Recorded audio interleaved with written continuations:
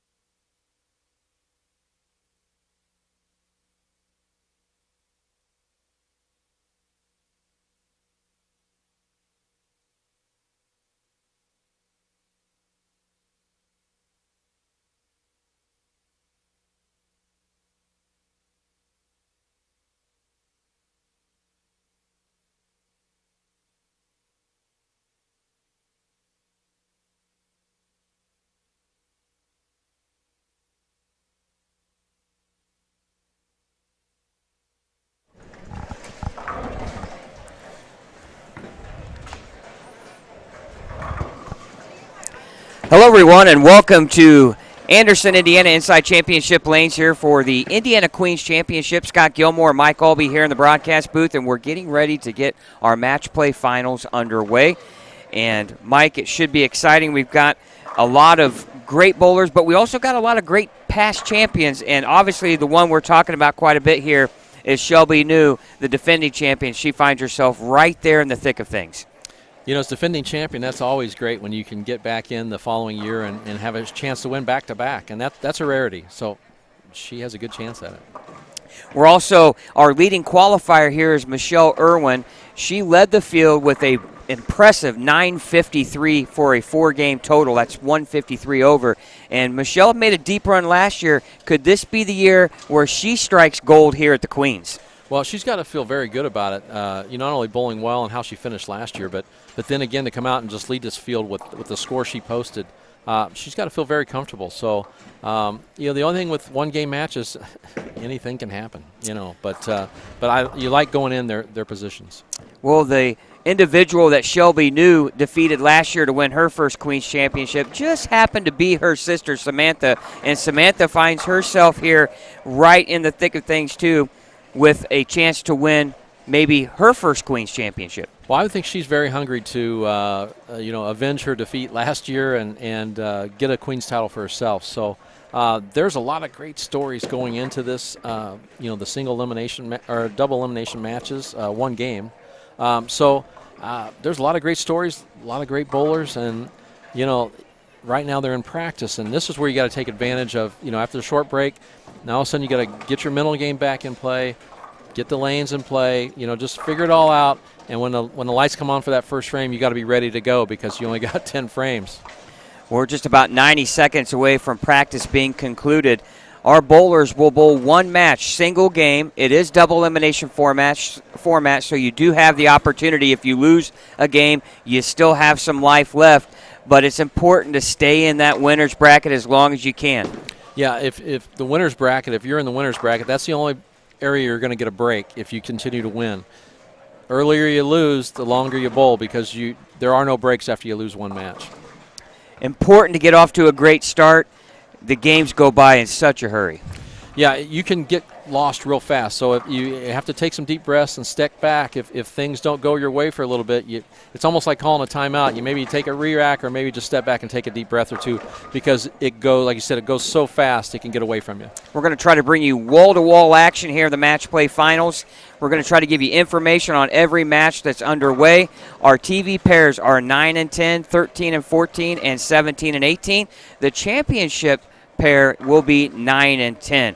So again, single game, double elimination. We're going to find out here, probably, Mike, in a couple of hours, who's our 2021 champion. That could be a couple of stressful hours for some of the bowlers, for sure. We appreciate you watching on Savage Bowling TV. We'd like to thank our sponsors, Motive Bowling, Pinheads Bowling Center in Fishers, Big Four Sox, Mike Albee's Arrowhead Bowl in Lafayette, Indiana, and also the Anderson-Madison County Visitors Bureau. Thank those sponsors for their contributions to make this broadcast possible today here on Savage Bowling TV. Practice has been concluded. We're going to send our cameras out to the lanes, and we're going to find out here shortly who will be our 2021 champion, and it should be a fantastic afternoon of bowling, and we thank you for watching here on Savage Bowling TV. Scores on there. On your score sheet, you're going to put your score in the one column under my score and the opponent's score in the other, and your won or lost there. When you move to the next pair, please put those score sheets on the end of this. Right away, I look on 9 and 10 is Alexis Carter and Alexandra Ross. That's the way we can do that. So, good luck to you. If you need to, press the check mark so you get to your arrows. We'll find out who else is on our. It looks like April Herrmann is on 13 and 14. We're going to try to give you a dual action here and show you as much bowling as we possibly can.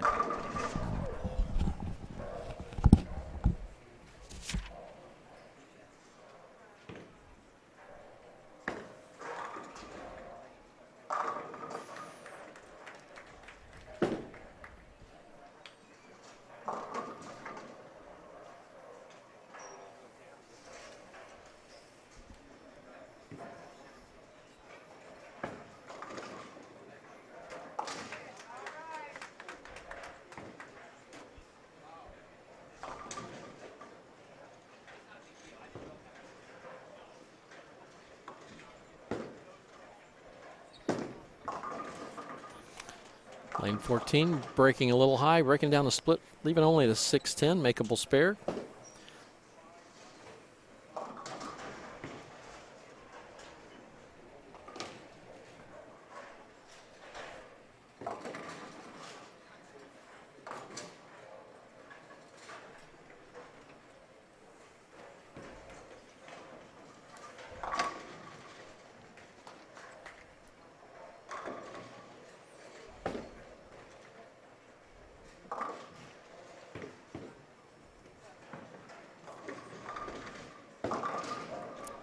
Oh, good break, good break. You know, normally when you trip the 4 like that, you would get a, get a strike and not just leave the 10 pin. So Alexandra Ross breaking high.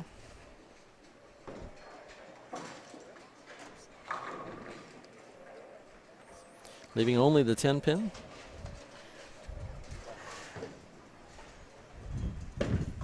This could be a really interesting match here on 9 and 10 between Alexandra Ross and Alexis Carter. Now, Alexis, a past champion, but both players play the lanes pretty similar. And which, if that's the case, then things could change rather quickly with the conditioning as well. Good spare. we don't know exactly who is on what pair per se. And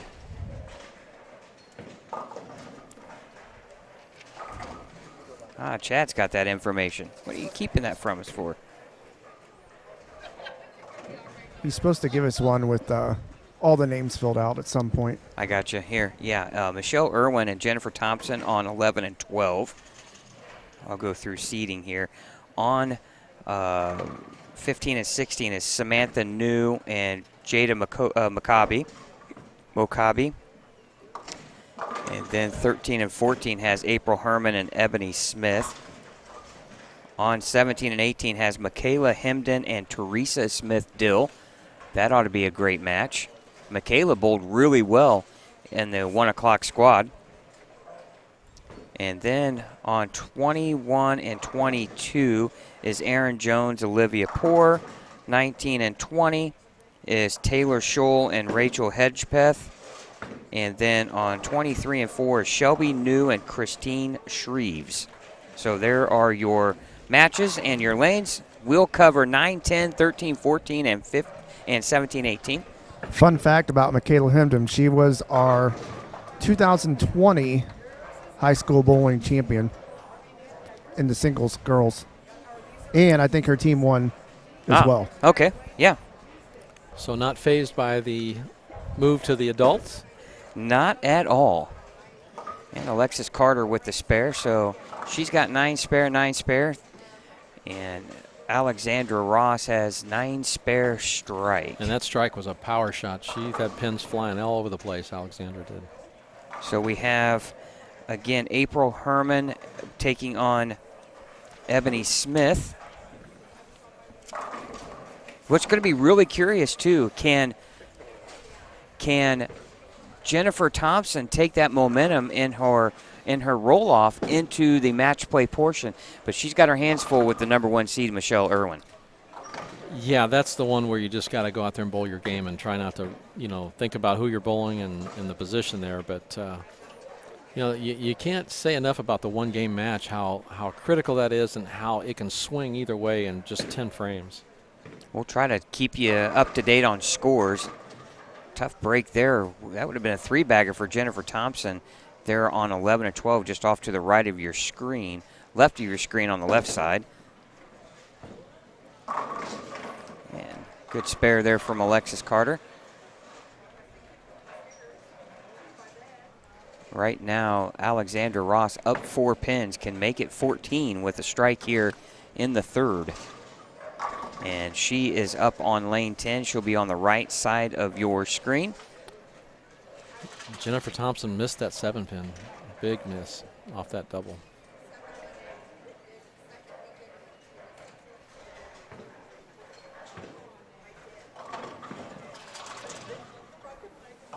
Oh, great shot. Nice action off the wall there. Tomahawks the 4 over.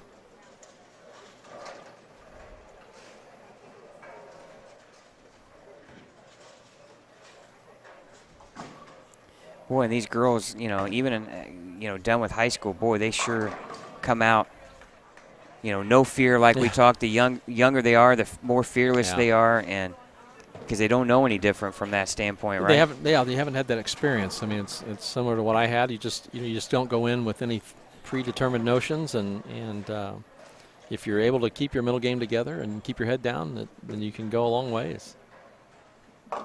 Oh, she comes in light. Washout split.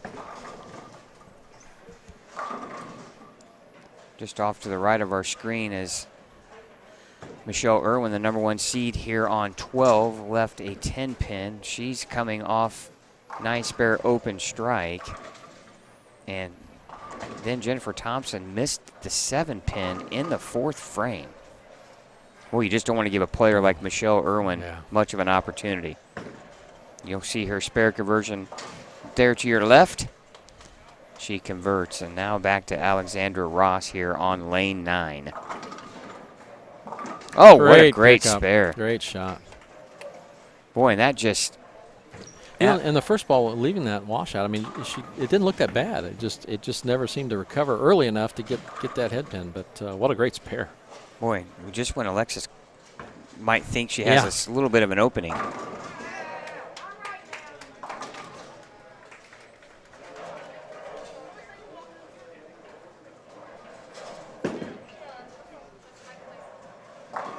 Oh, a nice strike there from Alexis.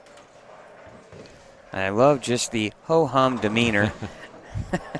Yeah, that ball hit with a lot more than that. That 5 pin flying out of there.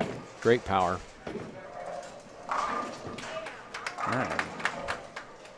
Now we're going to get another look here at April Herrmann. She bowled really well, too, in her qualifying round. She shot .892. She's the 3rd overall seed, and she leaves kind of the quitter 10, as Randy Peterson would call it. It was a good shot. I mean, you definitely had an opportunity to give herself a chance to strike. And there, Alexis Carter just... The head pin did a lot of work, but boy, it made a good double there.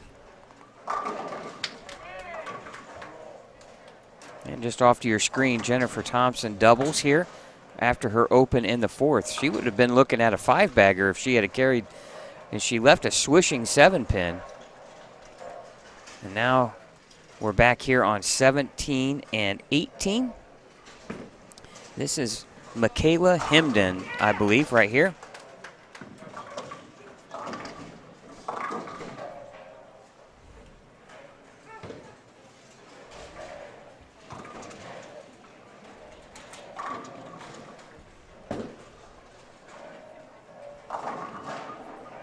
And there's a nice strike there from Ebony Smith, keeping the pressure there on April Herrmann. Yeah, it was a good shot. Good. Head pin did a lot of work off the wall, but put it in a position to let that ball do all the work. And right now you're filling frames and just trying to catch a double here and there and see what happens.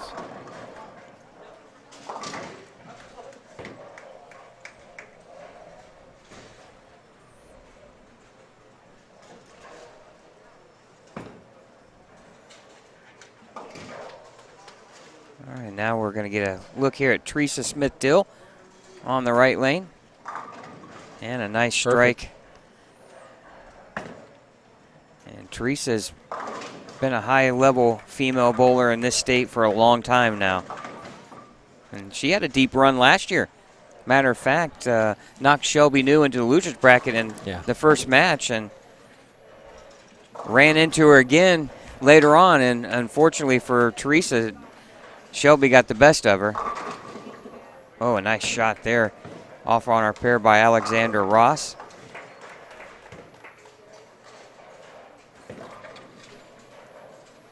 Oh, those are 2 great shots by Theresa.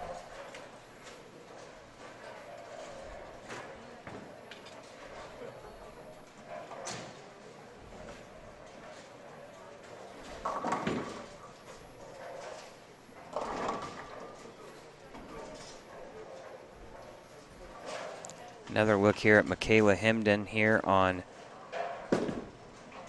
lane 16. Yes.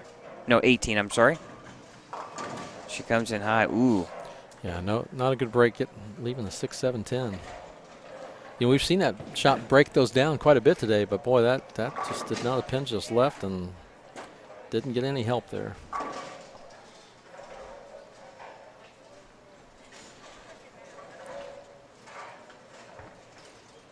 Here she is going for the spare.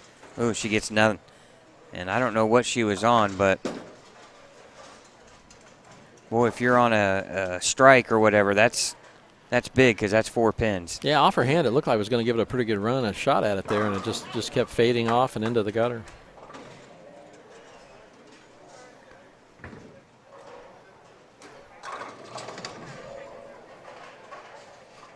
The Michelle Irwin, Jennifer Thompson match, very, very interesting right now going into the 9th frame.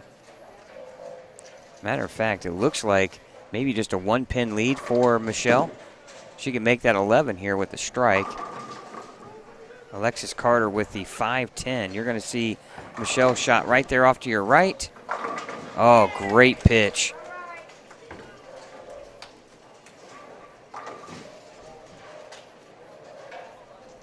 She rolls it extremely well. But now Jennifer Thompson could still put some pressure on. Well, actually, Jennifer still has 2:23 left. Oh, so it's just a Yeah, one and pin. she was actually ahead. Yeah, it's 1 pin. Yeah.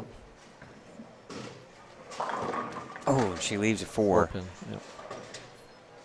Still, she could shoot 202, which would force Michelle to get at least 9 on her first ball and then strike in her fill. So far from over Yeah, here. no, it's a tight one. It's a tight one. Now Alexandra Ross here working on a strike, 7th frame, right lane here, lane 10. That's got a hook. Oh, and it does. Solid 10, yeah, solid 10. Great shot.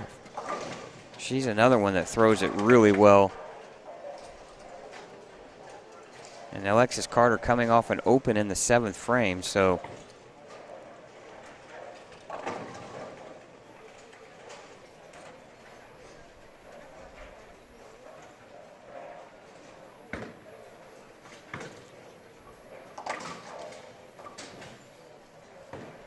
and Theresa with the 6-10 conversion, and she gets it. And now Alexandra with the 10-pin conversion.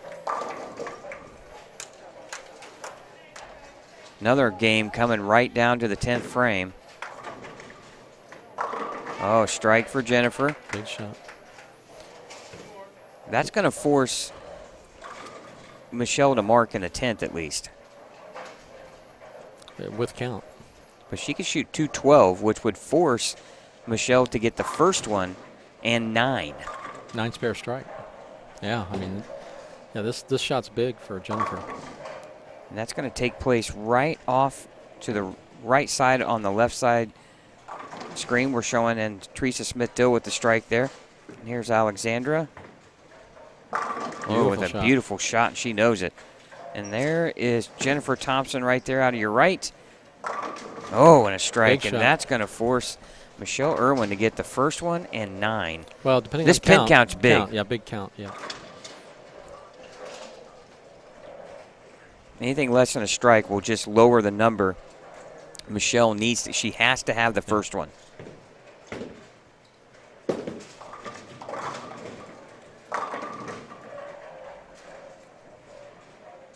And we're back down on 13, 14, 17, 18 here. And oh, Jennifer, you saw it way over on the left side of our left box here. And she gets a strike in the fill, and that's going to force Michelle to get a strike here in the 10th as Michaela fills her spare.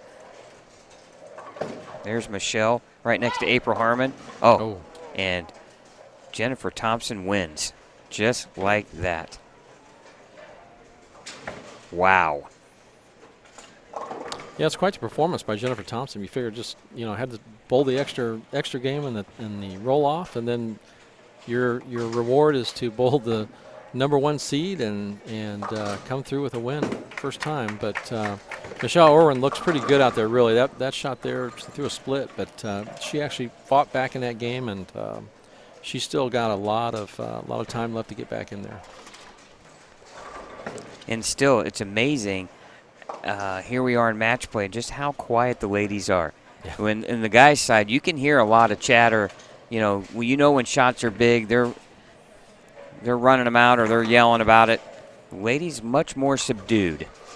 Well, here we are also on lane 14. This is Ebony Smith. She's got 6 in a row, spare 6. Wow. And she's up on lane 14.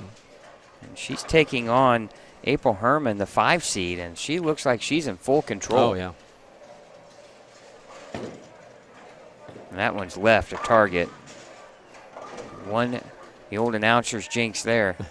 Strikes again. The 1-3-6. But her opponent, I believe, shot 185. So, or I might be wrong there. Hold farther down. Looks like she's got 170 in the ninth. Yeah. Yep. With the mark here, that would look like to me that would wrap up. Yeah. So Ebony's got this one. What a great string, though. 6 in a row out there is a good one. Now we got Alexandra Ross here on the left lane, lane 9. Spare in the ninth. She needs all of them to shut out Alexis Carter. Anything less than 3 strikes here in the 10th, and Alexis Carter can step up in the 10th frame and win.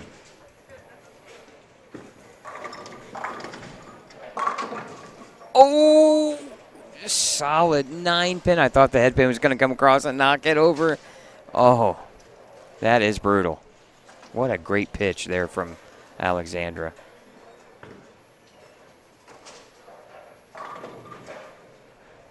And now we're going to have to respot. Did she foul? Oh, it says foul. Wow.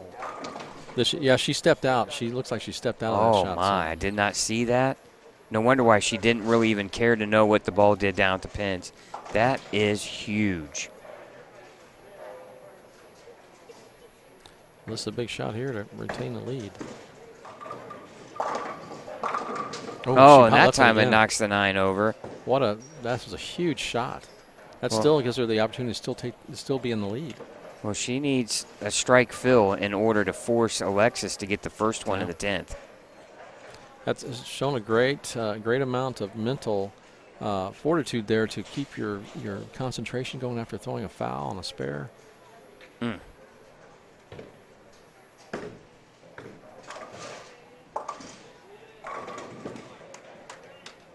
It needs to hook. Oh, and it does. Oh, man. What an excellent 10th frame. You consider that foul spare strike. I mean, that took a lot to keep your composure. Those are the type of things that you use that can take you a long ways in this tournament, for sure. But she still has a chance to win this match. Well, Ebony Smith won her first match over April Herrmann, so the 12 seed defeats the 5. Alexa needs this one strike. Oh, she was off balance. Oh, my goodness. Trips the 4. You know, she's a past champion for a reason. Well, 2019 winner. She may not feel comfortable at the line, but she did everything she could to keep it in position to have an opportunity to strike, and did. How big?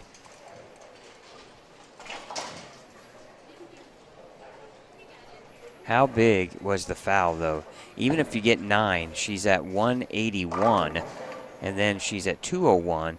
This would be the one, yeah. This would still force Alexis to get this one here, but now Alexis just needs to get good pin count here.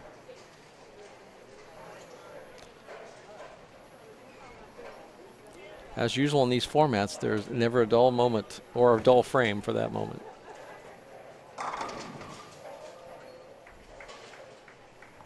Now we're waiting on the pin and the gutter on 10 to be cleared away. And again, I'd go get it, but I might not be able to make it back. Well, we need you here all afternoon, pal. Just don't let me got my seatbelt in this chair so I don't fall out. I'm good. I might have to bring a better cushion.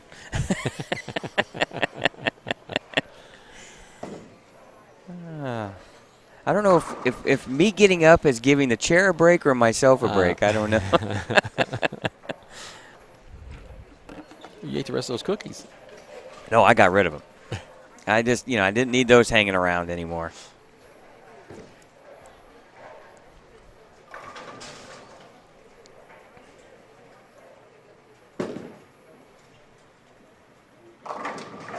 Oh, nice shot there from Alexis. Good finish.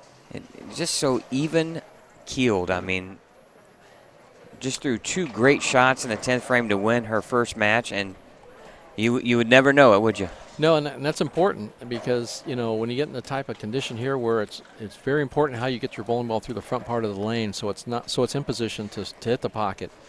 You start getting over-keyed and start over-hitting, and the ball doesn't get down the lane to where you need it to get down to.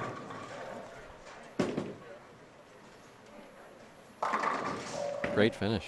Good spot for the 9-pin there. She shoots 210 on the nose. She defeats Alexandra Ross 210 to 192.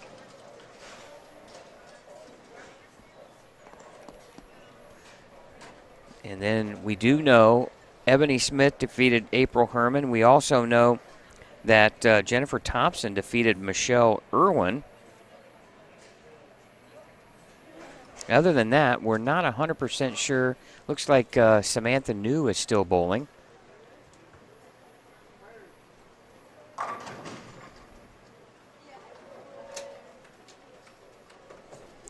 And remember, Samantha went undefeated last year until she met her sister in the championship match. And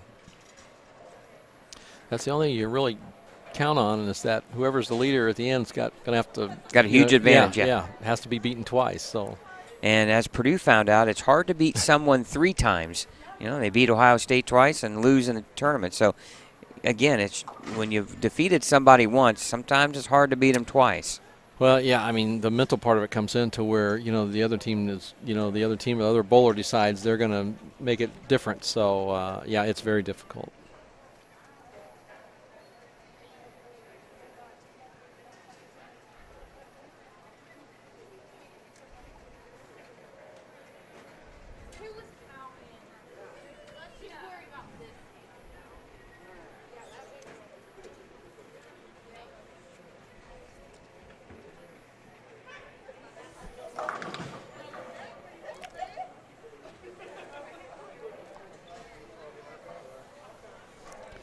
All right, Danielle in the chat.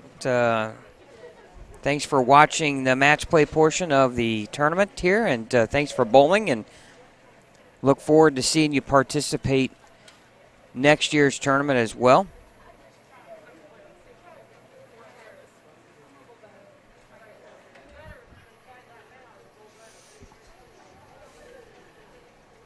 Okay, everybody, report to your next. Well, Mr. Blake, good night.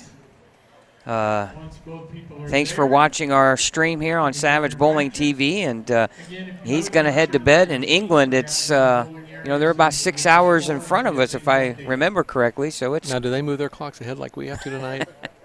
I know I lose an hour of sleep. Yes, we do. What am I going to do? Yes, we do? Yeah, thank you, Blake. That's great. Great that you would stay with us and watch, and greatly appreciated. Have a good evening.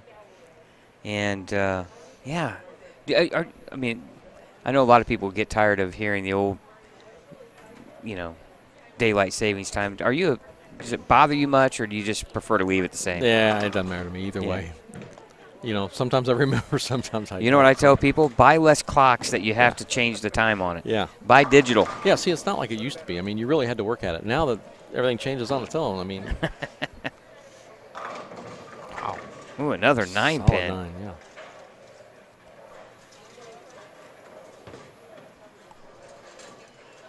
I think she's bowling Samantha New. She's bowling, that is Taylor Scholl there that she's bowling. We'll have to find out who that is, because now we're in the second round of matches.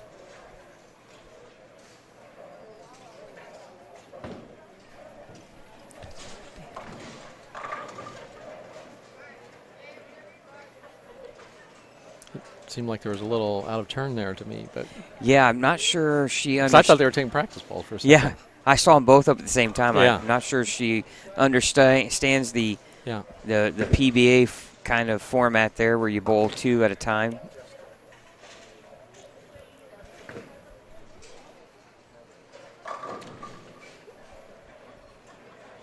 So now trying to find out who we have here on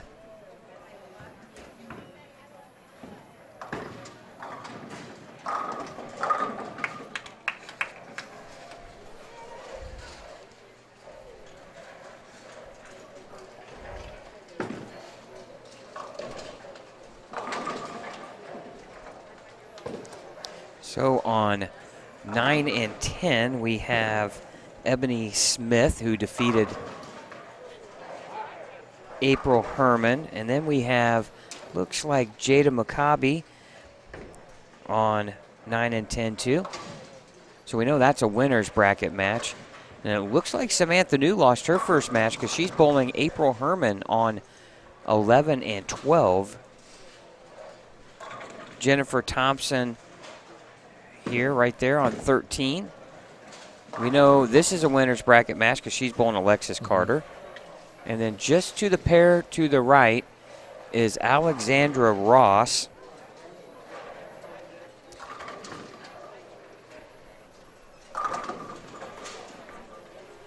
And she's bowling Michelle Irwin. Boy, there's 2 good, talented players facing each other in the loser's bracket. One of those 2 girls will be eliminated.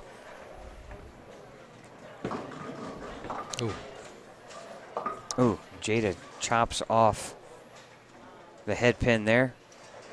Open frame in the second.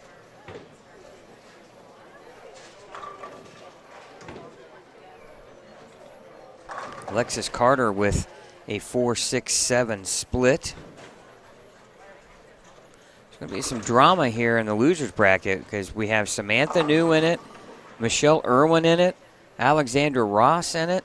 So some talent, April Herrmann in it. So 4 talented players all find themselves. And here's the interesting thing, Mike, is you have Samantha New, the 4 seed, Michelle Irwin, the 1 seed, April Herrmann, the 5 seed, all in the loser's bracket here after game number 1. Alexandra Ross was the 9. So 3 high seeds all in the loser's bracket here in round number 2. Yeah, that's a big turn of events because that means, like you said, some high seeds are going to go out here very quickly. Well, and Samantha New finds her in a spot that she's unaccustomed to here at the Queens. Last year, she went undefeated. Yeah. And now here's Ebony Smith here on the right lane. Wow, 2 great shots. She actually blew the 5 out of the rack the time before that as well. So 2 great shots by Ebony coming back for the double, spare double.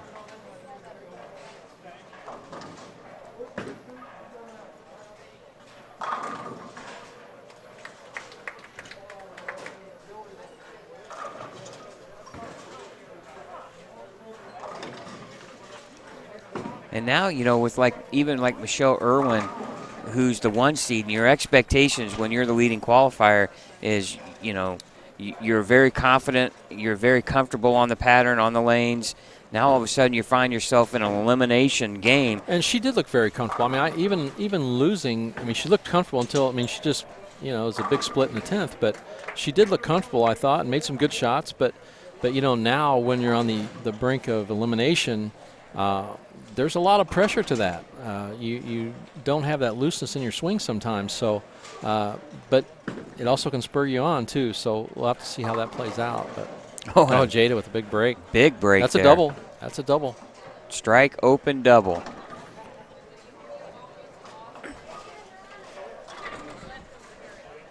Now back to Ebony Smith here on lane number 9.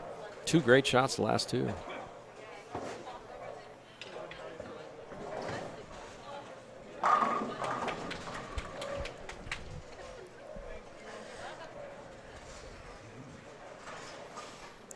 Make it a 24-pin lead here for Ebony with the strike here on lane 9. Great shot. Great again. shot. Perfect. Sometimes the guys should take a lesson from some of the ladies, and you know, sometimes the men have a tendency to get a little too amped up too early. And sometimes you want to keep that adrenaline and those levels down low, because when you hit a little bit of a bottom off that, sometimes it's hard to regroup and come back strong. And that's an important note for any bowler. I mean, you've got to know within yourself what you can do, because if it affects the way you throw the ball, and you get too overkeyed and you start hitting up on it and things like that. So you've got to know what you can do, in a reaction point to get yourself, unless you can just totally settle yourself back down. But that's a switch that's hard to turn on and off. That is Taylor Scholl and Chrissy Shreves, I believe, on 17 and 18. So if that's we don't know if Chrissy beat Shelby, because she bowled Shelby. We don't know if that's a winner's bracket match or a loser's bracket. But everybody's still in right now since we've only bowled one game. So, but after this game, we'll be losing some of the players. It's a loser's bracket match? So the losers bracket matches are on 15, 16, 11, and 12, 23, 24, and 17 and 18. Gotcha. All right. So we do know Shelby New is still in the winner's bracket. And I was trying to look. I believe no one has won this 2 years in a row. I don't know how far back it goes. It goes back a lot farther than you think. But I'm not sure anybody's won it 2 years in a row. We've had players win it multiple times. Theresa Smith-Dill is a two-time winner. Jenny Ferguson's a two-time winner.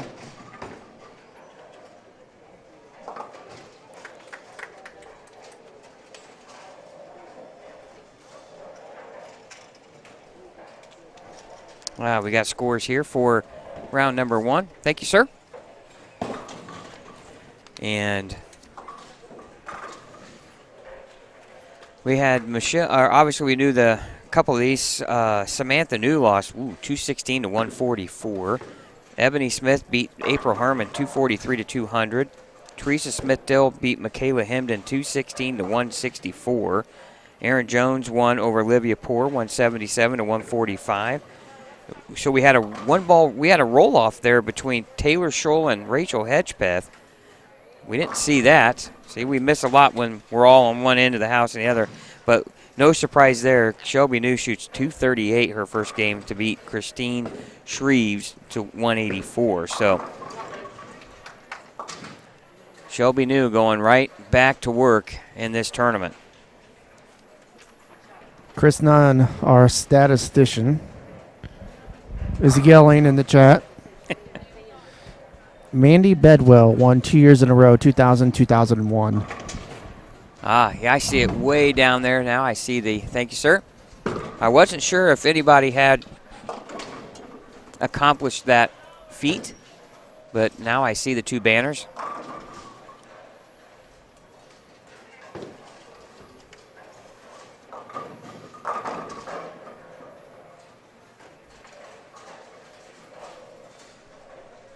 All right, now Ebony Smith with the 2-10 split. This is makeable. She's looking at back-to-back opens here, Mike. Oh, good try. Good try there. I thought try. she had a chance. Back-to-back opens now, and the lead shifts in favor of Jada Maccabi, and she's got 105 in the 5th with a spare in the 6th, so she's up 12 here through 6 frames, and Samantha New's in some trouble too.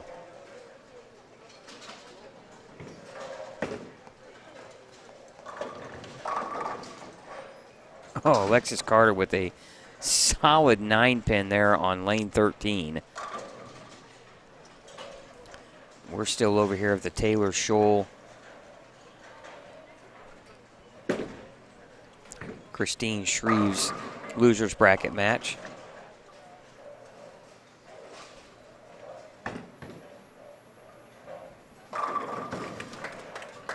Now we're going to give you a look here in on Alexis Carter and her 9-pin. Not sure what's going on.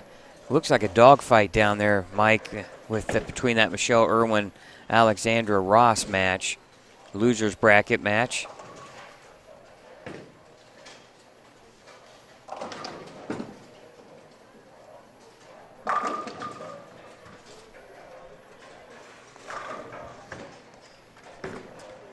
Jada with a strike here in the 7th on lanes 9 and 10. And now our look at Jennifer Thompson here on lane 14. Throws the ball very similar to Samantha New, doesn't she? Very, very similar. Pretty much the same type of angle. Plays very straight. Points it kind of at the head pin a little bit. It's a little deceiving. She gets quite a bit on it. It's just she gets it to hook down the lane where you want it to hook. And but her only issues today so far I've seen is just when she tries to get it out there and she catches up on it rather than out and onto the lane. But she's made enough of the other good shots that her occasional one hasn't hurt her yet.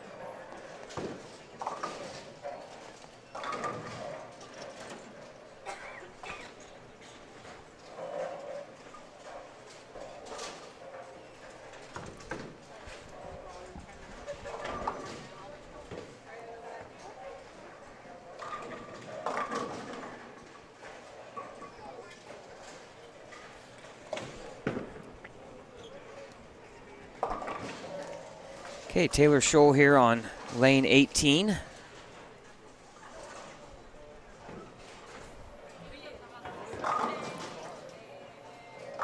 Great shot. Nice strike there.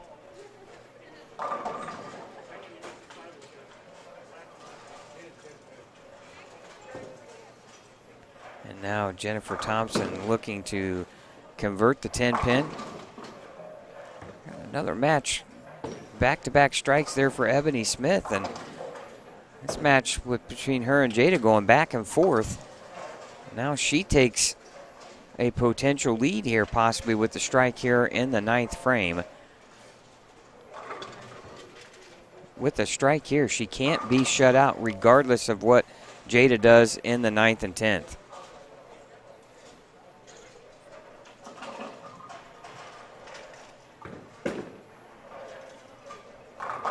Oh, she misses the head pin right. Yeah, a little quick with the feet. The ball just never quite got the angle to get up and catch that head pin. But makeable spare, easy with the 1 and the 2.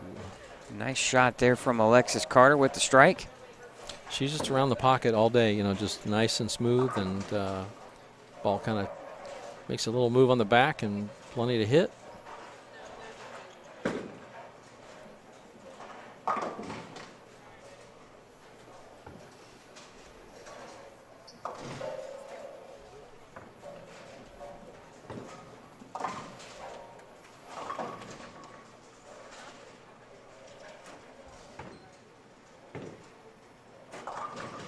Oh, another strike for Taylor.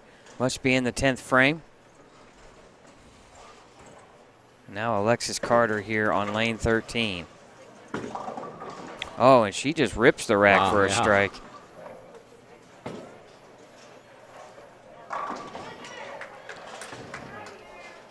Michelle off to the right there on 15 just struck. You can tell things are getting late in the game down there.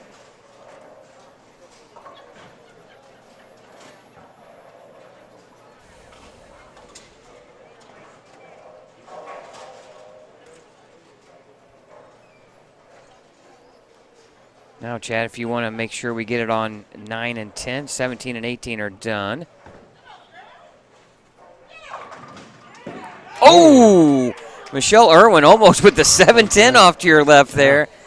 And she knocks them both down late. And that was a double late in the game here. We might just leave it here and we can kind of get a look of Alexandra Ross and Michelle Irwin too. But we're getting late stages here as Jada just opened or split in the 10th with the 2-10. And Jennifer Thompson just missed a single pin. Oh, good try. Good try. Let's see what that does here. 193 So a mark is all that's needed for Ebony Smith to advance in the winner's bracket.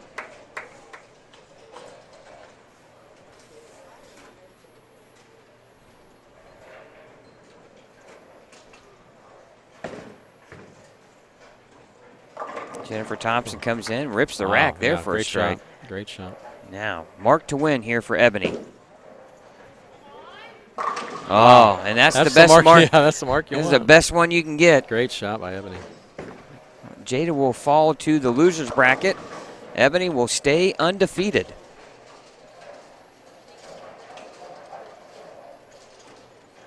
Now we turn our attention to the Alexis Carter match here between her and Jennifer Thompson. And she comes in light, leaving the washout.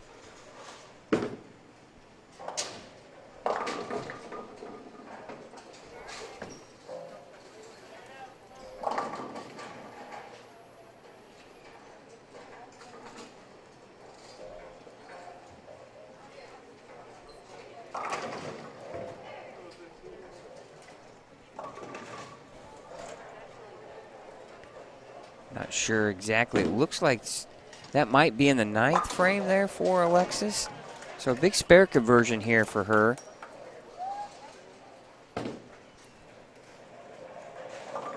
And she opens. Just to the right of her is the Alexandra Ross, Michelle Irwin match. Michelle with a double in the 8th and 9th. Kind of hard to see what Alexandra has. She leaves a flat 10. And, oh no, pocket 7-10. Oh my. And that will probably eliminate Alexandra Ross.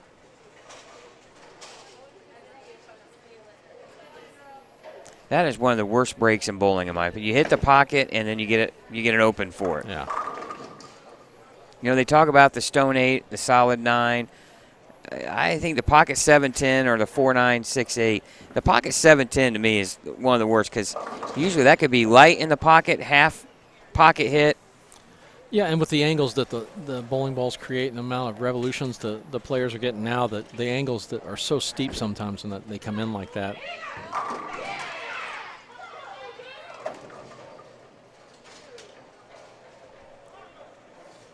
And Michelle Irwin with the clutch strike in the 10th.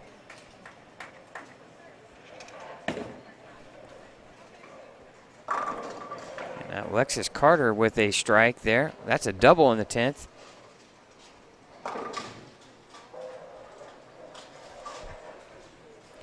think it's time for a new pair of glasses for me. I can't see, or binoculars.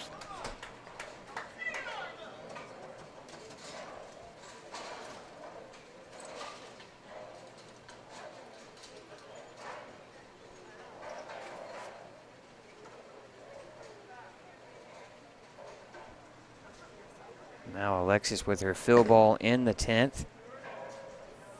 Oh, Yeah, nice shot. nice. Yeah, very Nice nice. 10th frame after Yeah. opening in the 9th frame. Yeah, great shot. Throws all.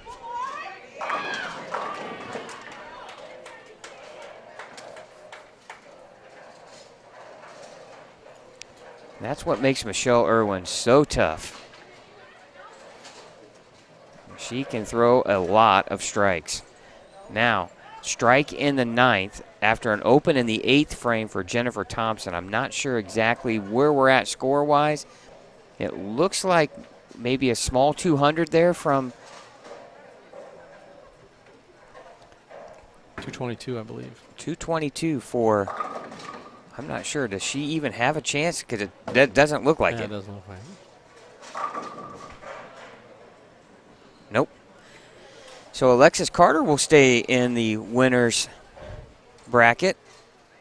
And it looks like Samantha New will be done after 2 games. So your runner-up in the 2020 Indiana Queens eliminated here in 2 games. And April Herrmann will be the one to knock out the runner-up from last year. Yeah, with solid 230 game.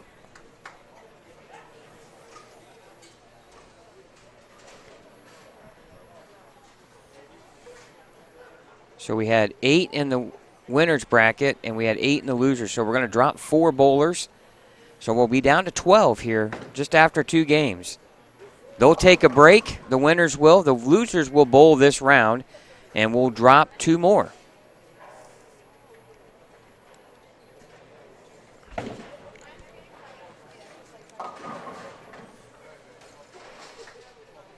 Is that right, Chad? Okay, bowlers, if you won both of your first 2 games, please take your score sheet into the tournament office so we can record the scores. If you lost both of your first 2 games, please take your score sheet into the tournament office so that we can get your checks ready. If you've won 1 game and lost 1 game, please report to your next starting lane. So, yeah, we'll have the 4 losers bowling this round. Go ahead, Chad. Fill us in. I believe those pairs will be 13, 14, 15, 16, 19, 20, 23, and 24. So we'll have 13 and 14, 15 and 16 on our pairs as soon as I move a camera. So how many do we have bowling? We should only have 2 matches, right? There's only 4 players bowling? I think it's all. If this is right, I guess we'll see. I'm just playing it by ear because we don't have that regular Which ear? sheet. You're good here. So I'm just going to see where they go, and then I'm going to move the camera. Well, I thought he said that if you won your first 2 matches, bring your score sheet to the tournament office. Because they get buys. Right. And then if you won a match and lost a match, then you head to your starting pair. And if you lost 2, you're done. You're out. Come get your So check. I think we should only have 2 matches going. There should only be 4 bowlers bowling this round, I believe.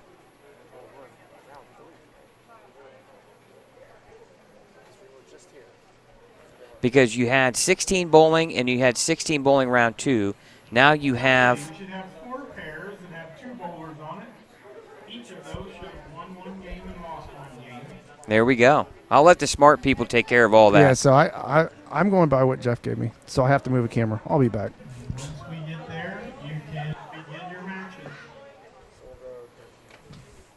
And Michelle Irwin and Theresa Smith Dill. And Christine Shreve, she defeated Taylor Scholl. Oh. Yeah, that was left to target all the way. Boy, if you're Theresa Smith Dill and you're just lost your 2nd round match, the last person you really wanted to run into was Michelle Irwin. Yeah, it's difficult when you lose because immediately you're right back at it. So this is where you've got to regroup fast. That's one of those, when it's out of your hand, forget it and move on to the next shot. And, you know, if you won your first 2 matches, you're guaranteed to finish in the top 8. Oh, Michelle so opens. she put a good shot at that.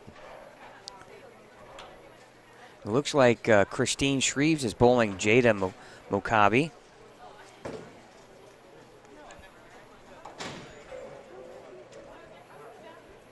And I hope I'm pronouncing that last name right.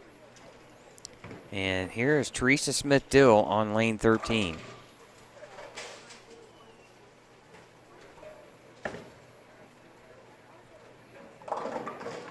Comes in light, leaves just the 2-pin.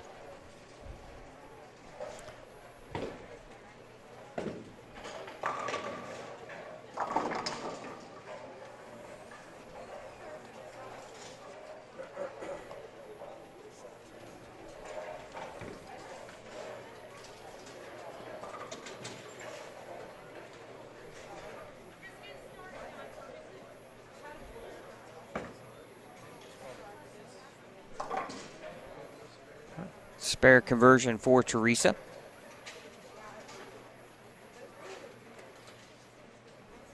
And now Jada here in the 2nd frame. Oh, solid 10. Great shot.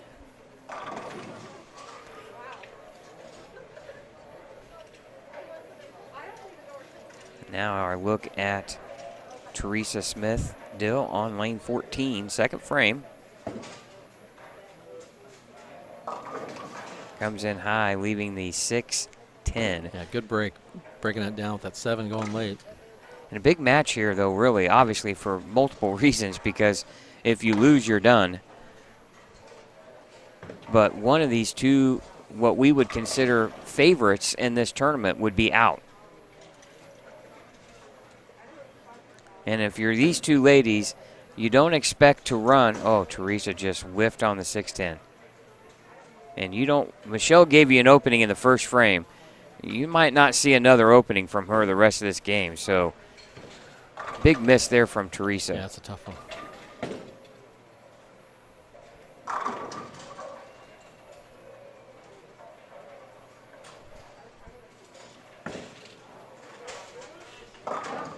Oof. Good break, breaking it down.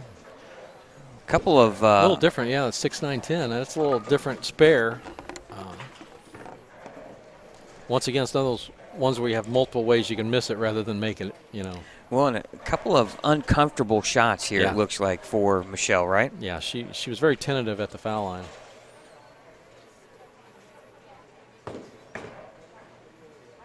One thing I do notice, Mike, you know, difference between the ladies and the men. The ladies much quicker, right? The men are a little more deliberate. The women, they get up, they're ready to go. So the pace of play a little bit quicker here on the ladies' side, which I, to be honest, as a viewer, I kind of enjoy it. Yeah, I mean, I think it's you know, everybody's a little bit different when it comes to spacing and timing and that. But yeah, I mean, it's more, it's confidence. It's oh, there's a much better shot. Yeah, much more. Got that out in front of her. You know, with the other two at the foul line, Michelle kind of just wanted to help those out a little bit. That one just she gave it a little room, and the ball did everything it needed to do. Great shot.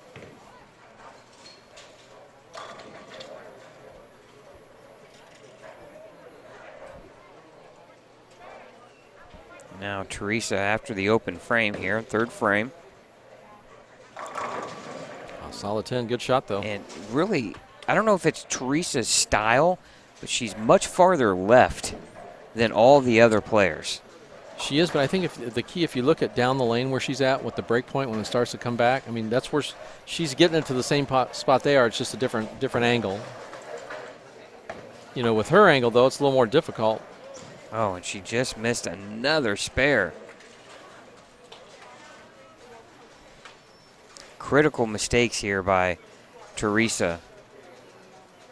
Now an open frame for her back-to-back, and now Jada looking at another open as she misses everything. Yeah, those are just a little bit of, you know, those just little mental things that just kind of slip by it. You know, you just got to regroup, and you know, Theresa regrouped off the first miss and come back with a solid 10 and then missed it again. So she needs to settle back down and just make good shots. And there's a good one. So it looks like we have April, Michelle, and then we also have, looks like Olivia Poor. Ooh, we got some more results. So yeah, here we go. In our winners bracket, Alexis defeated Jennifer 222 to 194. Ebony beat Jada 201 to 193. Theresa lost to Aaron Jones 211 to 200, and Shelby New won 225 over Rachel Hedgepeth 185. In the losers bracket, Michelle defeated Alexandra 226 to 183. April Herrmann defeated Samantha New 235 185. Olivia Poor knocked out Michaela Hemden 214 194, and Christine Shreves defeated Taylor Scholl 197 192. Oh wow, great shot. This could be 3. Oh, solid 10. Come back with a beautiful shot this last one with a flush, make it a double for Michelle Irwin, then a solid 10. She's lined back in.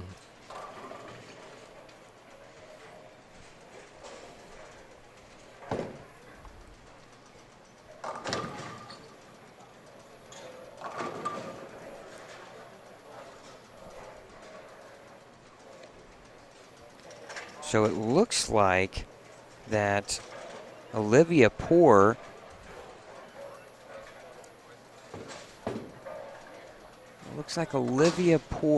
might be bowling, trying to see here, Rachel Hedgepeth, because Jennifer Thompson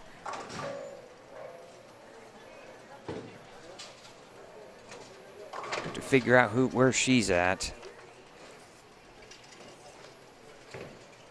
And you have the lane assignments here. You have, yeah, Jennifer Thompson bowling Olivia Poor, Christine Shreves bowling Jada Mokabi, and April Herrmann, Rachel Hedgepeth. So those are your matches here. And Theresa Smith Dill was a 15 seed. She's bowling Michelle Irwin. Rachel Hedgepeth, the 14th seed. Jennifer Thompson, the 16th seed, still in. And Christine Shreves and Jada Mokabi are the 11 and 13 seeds, respectively. So a lot of your survivors are Alexis Carter, the 8 seed, Ebony Smith, the 12, Aaron Jones, the 7, and Shelby New, the 6. So the 4 seeds have been eliminated. The 9 seed has been eliminated. And the looks like and the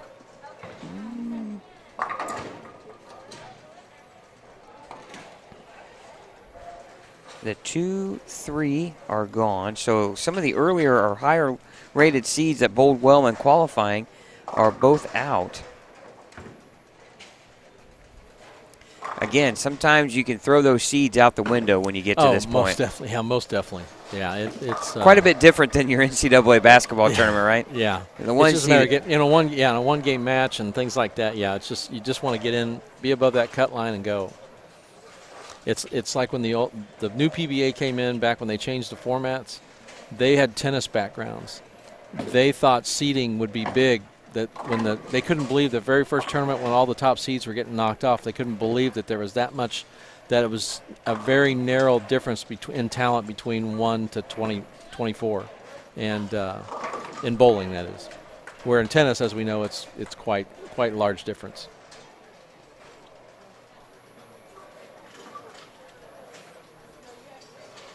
Yeah, Michelle Irwin certainly looks solid.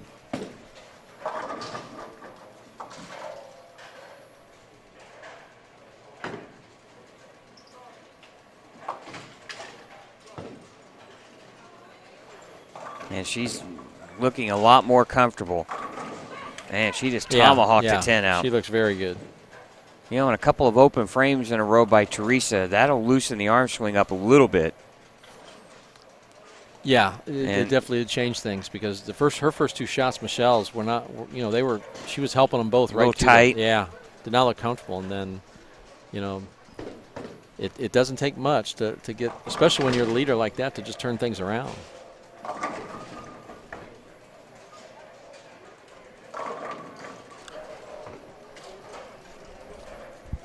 Theresa gets a 5 out of that, but leaves only the 7.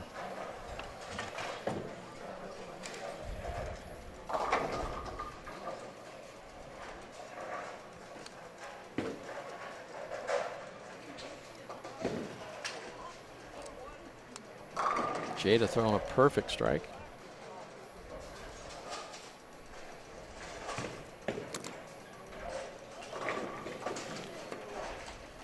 Theresa picks up that 7-pin. She needs strikes at this time to try to catch up with Michelle, but Michelle is certainly lined in. Michelle Irwin, who is our qualifying leader, #1 seed.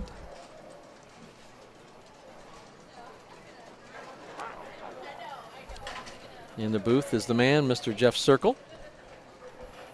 Man controlling this whole tournament, doing a great job as usual with the staff.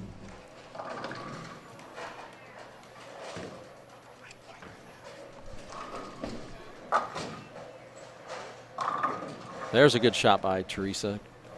Finally gets all 10 to go down. But now our qualifying leader, #1 seed, Michelle Irwin, on the left lane, lane 13. Hey, Mike, down here on the practice pair for the fortunate 4 winners, and we find our defending champion still in the winners bracket. And Shelby, looked like you've had a couple of comfortable matches. You win with games of 238, 225. What are you seeing out there, and what do you like? I just came out and I felt comfortable. Usually I get in my head and don't really do well, but today I just kind of kept calm and made sure I stuck with my game plan like I stuck with last year, and it worked in my favor. So just kind of trying to do that again this year. Now, being the defending champion, do you feel yourself a little more relaxed this year, knowing that, hey, I've won this before, now I can go back on that experience from last year? Yes and no. I feel a little bit of pressure, just again, like being in my home house. And then the expectation, is there to do well again, and, everyone coming and watching and being here for me. But then, like you said, having that, some people say that monkey off your back. So that has a little bit of help there. I think it helps me be a little bit more relaxed. But then I have that added pressure on myself saying, oh, you need to do good. But I think it's helped a little bit, yeah. Well, I know it's a little more difficult bowling with that bullseye on your back, because now instead of being the hunted, you are, instead of the hunter, you're being the hunted. Does that give you a little bit more motivation to kind of distill that pressure?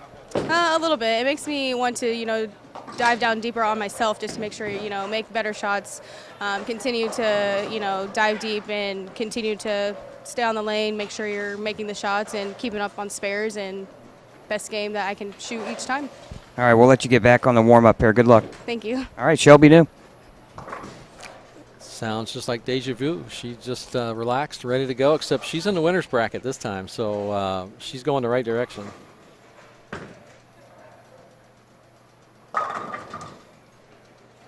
All right, I'm going to bug Aaron Jones here. Come here, Aaron. All right, Aaron, again, you're making another deep run here in the Queens. You've had some success not only in the Queens but in the Indiana Masters too as well. Has that been helping you as you go through match by match, or are you just taking it one frame at a time? I'm definitely taking it one frame at a time, but it has given me a little bit of confidence bowling well in the Masters and then coming into the Queens. So, yeah. What are you seeing out on the lanes, and how are you attacking them? And do you see them changing or playing them the same way? They've been pretty much playing the same way all day, maybe changing a few here and there, I guess. I've only been going back and forth between two different balls. But, yeah, otherwise it's going pretty well. How much motivation is it for you to sit here and watch Shelby have some more success and maybe try to knock her off the crown here? I'm glad she's bowling well, and hopefully we will have an opportunity to bowl against each other here soon. And either way, I have respect for her, and she's a great bowler, and we'll just see who wins. We were talking about your youth experience and actually bowling a backup bowl and worked with Gary Ness out of Lafayette. And how big has Gary been for you as a coach in your younger days? So he was everything for sure. I haven't seen him in the last few years, so hopefully if he's watching, then thanks, Gary. And I definitely need to reconnect with him. So, yeah, he's definitely gotten me to where I am today for sure. Well, we'll let you get back on the warm-up here, but best of luck. Thank you. All right, Aaron Jones. Good interviews down there, Scott. That was great, except the ladies seem to be running when they see you with that microphone coming down there. I don't know if I have cooties or not, but I must, they don't like the microphone. We're trying to get Shelby a little more acclimated to the microphone. It's better. We're getting there.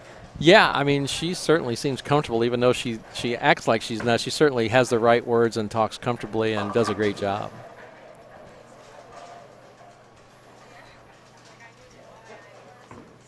Yeah, she's sitting in a much better position this year than last, or when she lost her first match and had to fight all the way back through and win two matches against her sister in the titles. So she's doing a much more relaxed deal right now. She's much more comfortable. Well, I've made my way over here to Samantha News, last year's runner-up, and Samantha, not what you were expecting here. You made a deep run, obviously, last year's championship match. You find yourself out in 2 games. Anything causing that, or what did you see out there? I just gave it my best shot and came into some mental game issues. I couldn't get comfortable on the lane and just fell a little bit short. So just stay positive. I'll be back next year, and we'll give it another go. I know your sister was over here razzing you in the background because I was sticking a microphone in your face. Do you give her a hard time about that too as well? Oh, I don't know if you saw me on the cameras last year, but yeah, I definitely give her a hard time. She's a lot shyer than I am, though, so it's okay. Well, but you have to be, just making match play is not easy. So you have to feel a little bit confident in your game. Last year, deep run, you still made match play. So, every year you come into this building, you're a threat to win. I really appreciate that. That means a lot coming from you. during qualifying, I had a good look. I made good shots. Still missed a couple spares, so I left some pins out there, but I'm happy with the way that outcome came. And like I said, this match play was rough, but I'll definitely be back, and we'll give it another go. You'll see me around.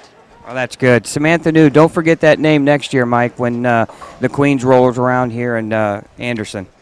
Well, it's embraced in my head forever after last year's matches, and that family is a great bowling family, great kids, and we'll see those two sisters year after year for quite some time. If you lost your second game that round, if you would, please take your sheet to the tournament office. We'll get your checks ready. If you won that game, move to your next pair, and if those in the winner's bracket would move to their pairs, as soon as we get everybody there, we can get the round started.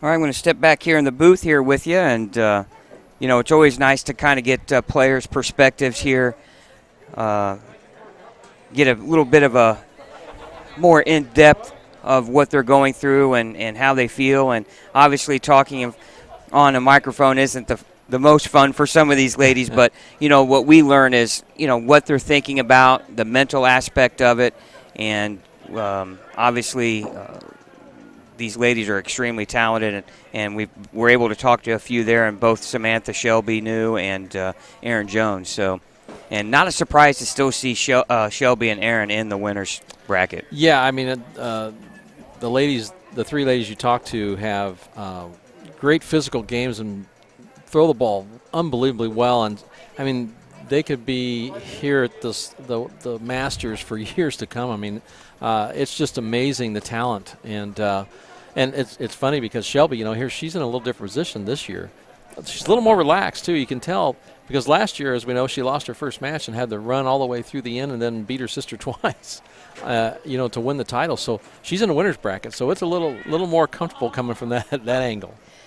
Well, I missed out a little bit on the action here, Mike. What you know, fill me in on? Do we know? No, you had me mesmerized down there. So you know, Chad and I were just waiting. We just couldn't figure it out. Well, I didn't get a chance. We know Theresa Dill. You know, she ran into Michelle Irwin after those first two frames, was just totally lined up and threw a great game and you know, took care of her match to win. So we do know Theresa Dill is out.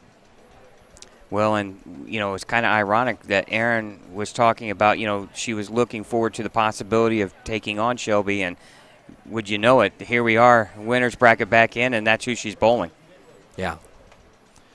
Yeah, it's it comes quickly, too, because, you know, that break is not very long. No. So we have April Herrmann and Michelle Irwin losers bracket match here on 9 and 10. We're going to get a look in here on the Erin Jones Shelby New match taking place right next to them on 11 and 12.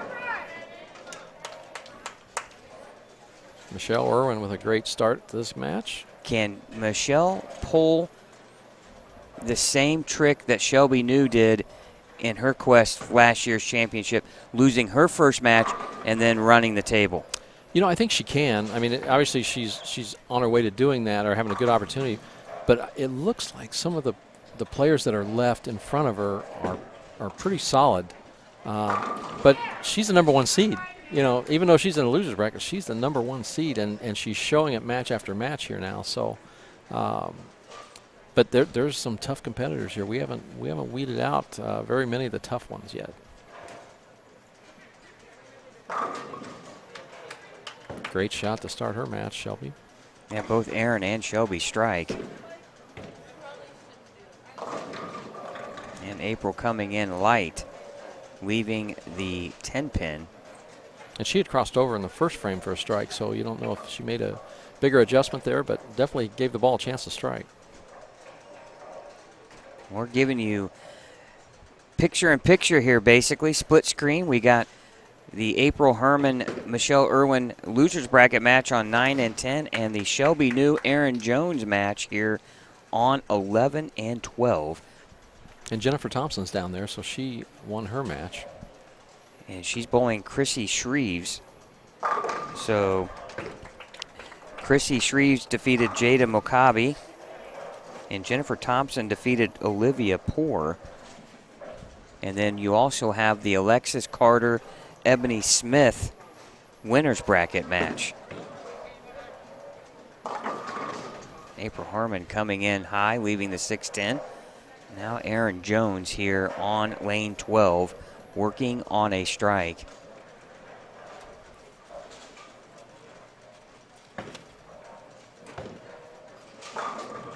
Solid 10.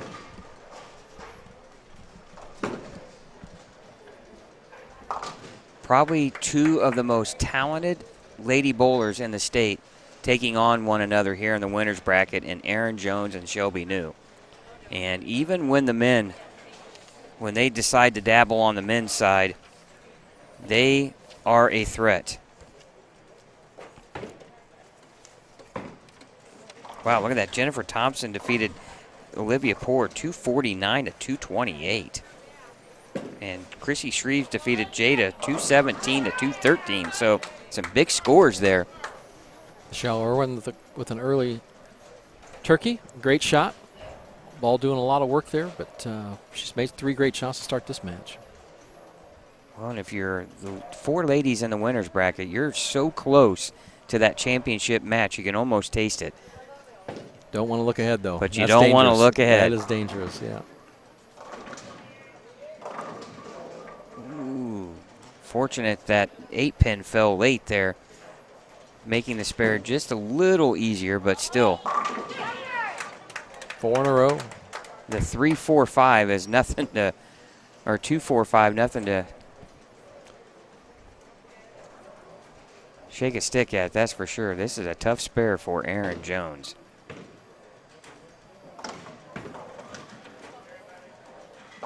And she makes it look easy. Perfect, yeah, perfect. I always felt like the girls were better spare shooters for the most part. You know, like, you remember you always see the girl basketball players compare to the boys. The girl basketball players were always better free throw shooters. They just paid more attention, focused more on certain things. Guys, we were always big on strikes and the three-point shot, right? I'll leave that analogy to you there. I don't.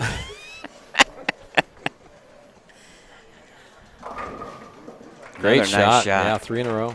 3 in a row. Michelle Irwin's off to a front 4 too. Yeah. Boy, I tell you, April better get lined up here in a hurry. Yeah, she's running out of time, and she's only in the 4th frame. It's hard to say that, but Michelle is she is lined up and looks confident.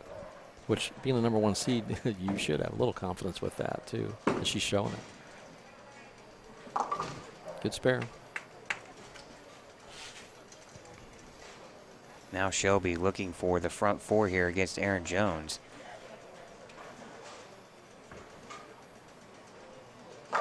Oh, great ball. I almost feel like we're, in the time warp here or something. Yeah. This is We're seeing a replay from last year exactly. almost, right? Michelle Irwin laid in it. Aaron Jones laid in it. Shelby New laid in it. I mean, it's just the same. It's amazing just how good these ladies are that are a threat to win every year. Just throwing it well. Aaron's going to need to get some strikes here to get going back in this one. Yeah, Michelle was just a shot or 2 away from really interrupting that new party in the championship. Yes. Uh-oh. Oh, yeah, she didn't like that when I let go. There's the opening that April Herrmann kind of needed here. Still about 18 up still. But, you don't, like I said, you don't want to. You want to make them try to throw strikes to get back into the game, not let them back in. So this is a big shot for Michelle to get back on it.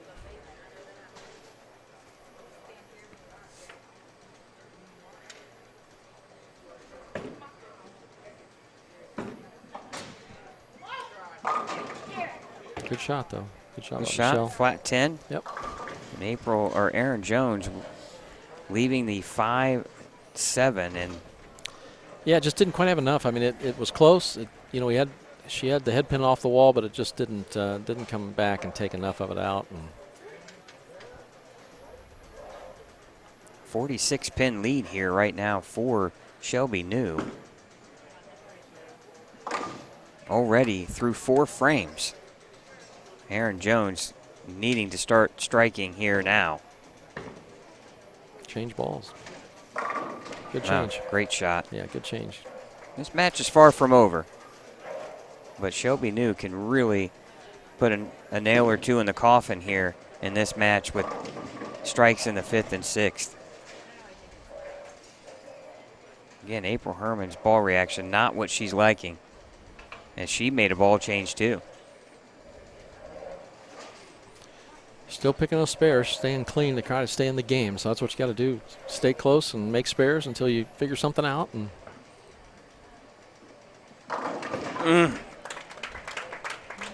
power to burn right there. Power to burn. Shelby New with front 5.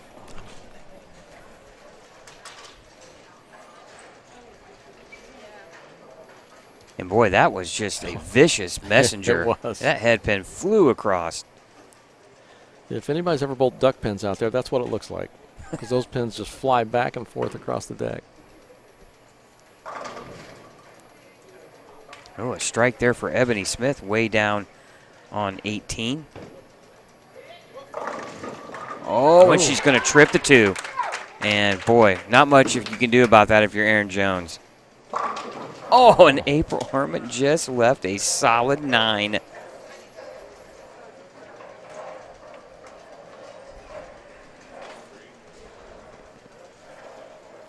She's down 20 too. It's going to cross over for Ebony. Oh, gets a good she break. gets Trips it. the 6. Yep. She's got That's a double. That was a double. Really high backswing too, Ebony does. Which causes her to have some late timing, but she's able to get through it properly. It makes it tough to be consistent sometimes, you know, when you have that late timing like that, because you're kind of having to force it through. So sometimes you kind of get the wrong angle or turn it a little early, but she's done a great job today. Well, Aaron Jones with the split, and the writing's on the wall in this match right here, unfortunately. You know, the key for Aaron, I mean, being in the winner's bracket, I mean, the thing is just get yourself realigned and you know, obviously you run into Shelby who's lined up and ready to go, but you know, you're still in it. So it's just your first one, and just get yourself lined back up and be ready for the next match. Well, and really, to be honest, you know, it's just a 19-pin game here for Michelle over April. So good shot by Aaron there. The right lane has given her fits. And she struck both on the right and opened twice now on the left. This is for 7 for Shelby New.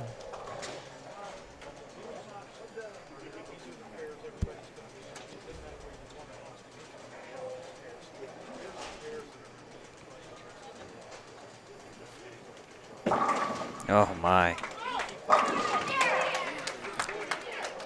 Boy. There's 2 perfect shots right there. Shelby New and Michelle Irwin. 2 perfect shots. This is Shelby New's world, and we're just living in it, Mike.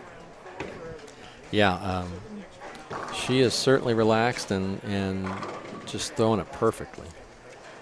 It's really impressive to watch. When you appreciate really good athletes performing at a high level, it's poetry in motion. Yeah, and she is not phased by anything. I mean, just continues to match, just goes out there and goes about her business and does it.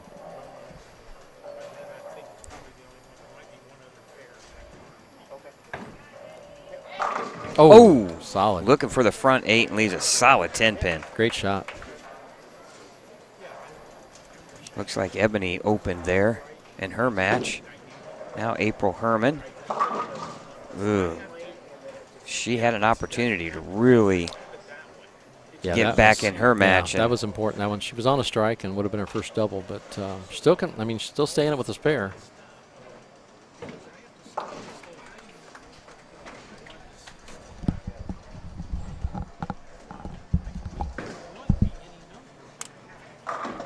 Great shot by Ebony Smith. Perfect strike. Well,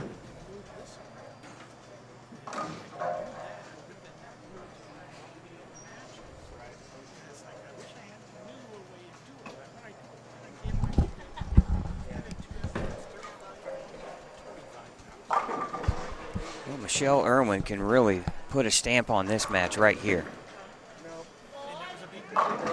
Oh, and she shot. gets it just enough to kiss. Nudge that 10 out. Get down, 10 pin. Good shot. Do your job is what Rob Stone would say. We can't yell like Rob Stone says because we're right behind the bull. So we're going to be a little more quiet, a little more calm. Now, if we could have this big plexiglass booth barrier, or whatever. Yeah, and get the barrier working. Beautiful shot. Beautiful shot by Michelle. Yeah, Michelle's just making good shot after good shot.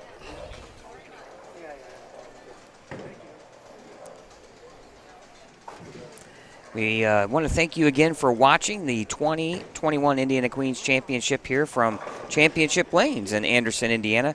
Scott Gilmore, Mike Albee in the booth. We're getting down to just a handful of bowlers left here in this championship. We want to thank our sponsors, Pinheads Bowling Center in Fishers, Indiana, Big Four Socks, Mike Albee's Arrowhead Bowl in Lafayette, and Motive Bowling. And also want to thank the Anderson-Madison County Visitors Bureau for their contributions to make this broadcast possible. And we thank you, the fans, for taking out time of your day here on Saturday to watch our live streams here. And if you haven't done so, see that little red icon with the arrow, click that and become a subscriber to Savage Bowling TV. A lot of big things in the works.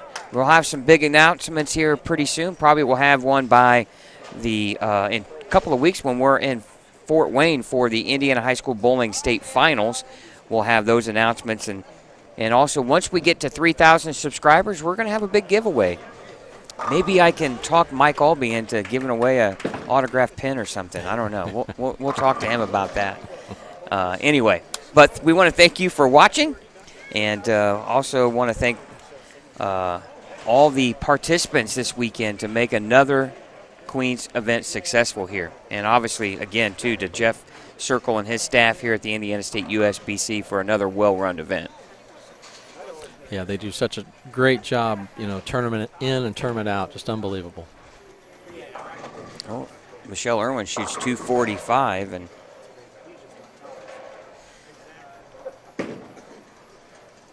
not the game we were expecting from Aaron Jones, was it? Well, I think, you hate to think a shot in the second frame kind of tells the tale, but, solid 10 and, she's behind after, a 7-bagger by Shelby New. So, but, it's just, you had that feeling that second frame when she didn't strike, it was like, uh-oh, trouble. So she was playing catch-up from then on. And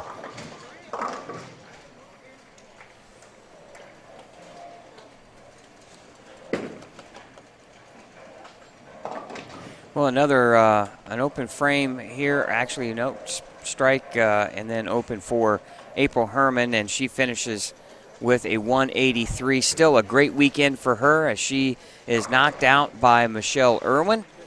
Aaron Jones will move on into the losers bracket as Shelby New shoots 247. She opened in the 10th.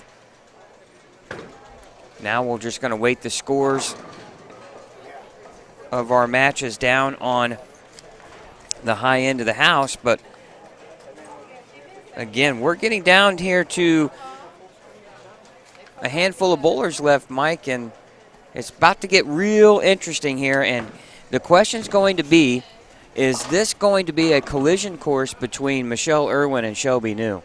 I mean, there's a lot of time between now and then, but it certainly looks like it. It certainly does. I mean, they are making the best shots out of anybody here so far. But you always think about the one-game match, and boy, anything can happen. But and with Michelle Irwin being in the losers bracket, that makes it even more magnified that you can get knocked out just by some unfortunate break. So you've got to worry about those things. But yeah, that would be something if you saw a match like that between those two. Wow. Well, we talked about in the Masters that it just looked like a collision course between Matt Sanders and Kevin McCune, and sure enough, it was. that's what ended up Yeah. happening. So we could be seeing something here in Yes. the works between Michelle Irwin and Shelby New. We'll just have to wait and see. As Shelby New is a match away from finding herself competing for back-to-back titles, Michelle Irwin still has some work to do. Yeah.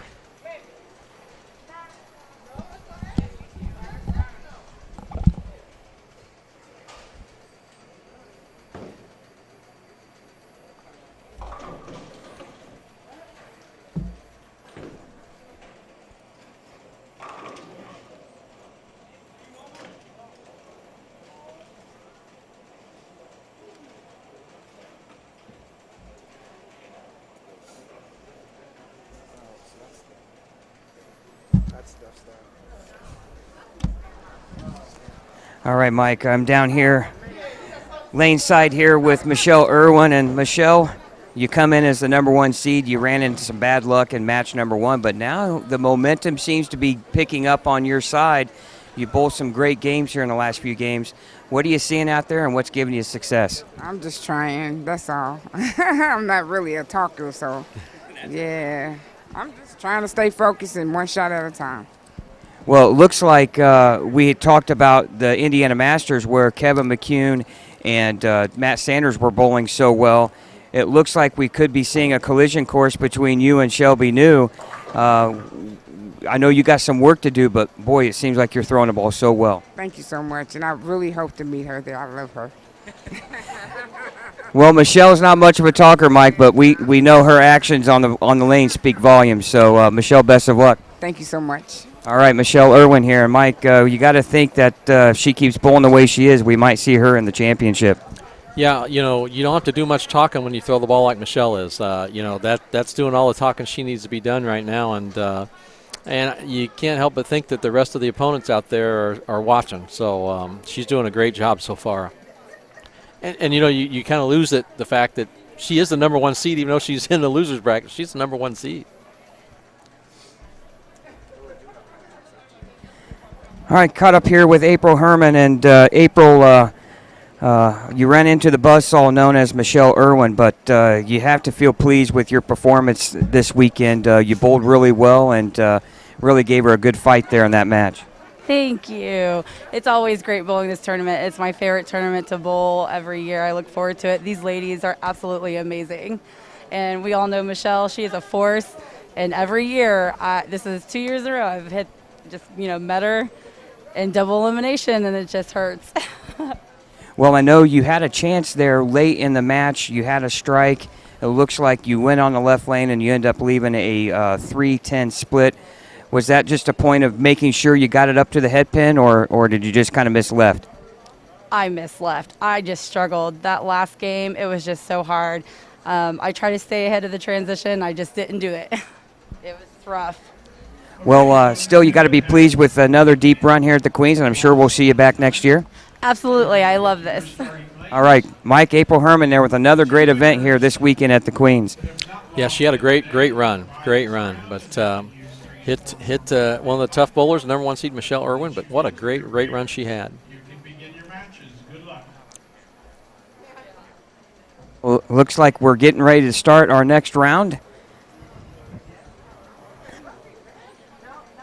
And I tell you, these ladies get no rest, do they, Mike? No breaks. Yeah, you're just right into the next one. And that's where the losers bracket is so difficult. There's just hardly any time at all. I mean, you have time to move your equipment to the next lane or next pair of lanes you're bowling on, and off you go.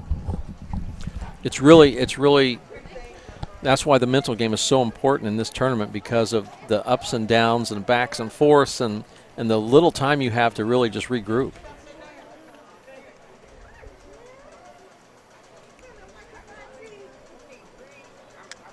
It looks like Jennifer Thompson's still in. Coming back from the tiebreaker just to get into the match play. Well, and remember, she's the one that defeated Michelle Irwin in match number 1. They could be headed back for another one.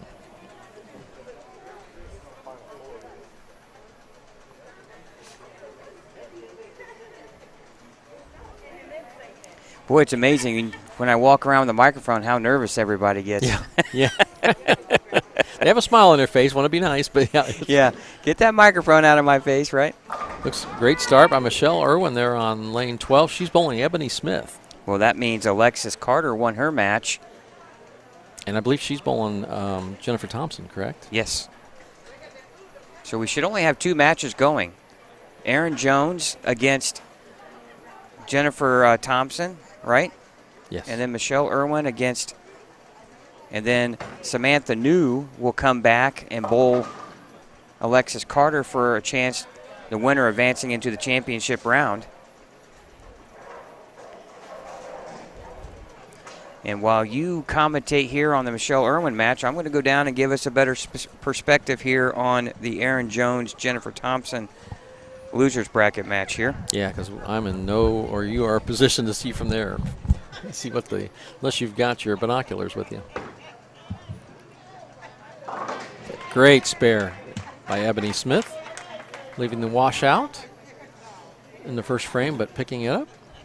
She's going to need all the help she can get there because she's running to our number 1 seed, Michelle Irwin. Erin Jones missing left. Missing a head pin on the left. An errant shot, which we haven't seen all day out of Erin.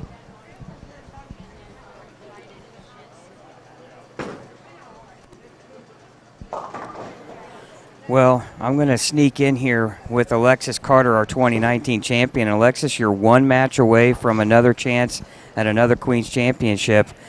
And we know how difficult it is year in and year out to make deep runs, but you seem to be able to do that this year again.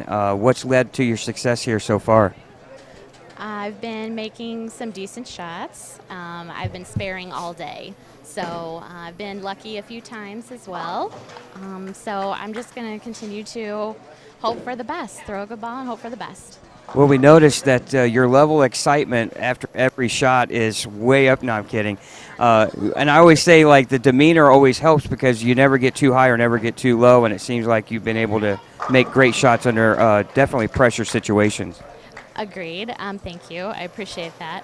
No, I really try not to get too low on myself, but I also try not to get too excited. I'm excited on the inside, but there's no need for me to kind of show it. So I just continue to hopefully make good shots and hopefully the pins fall my way. This guy with this great haircut behind you, has he helped you any at all? He has, thank goodness. Derek is my coach and drills all my equipment and really helps out with ball choice, ball selection, all that stuff. So really appreciate the fact that he's here. Well, I know you got your hands full here in the Winners Bracket Championship match against Shelby New. You know you're going to have to come out and probably make a great game. What's your game plan here? Just come out as aggressive as you can be? Yeah, and I think what's helped me today is trying to remain positive and be okay with 9 counts, and as long as I'm sparing them.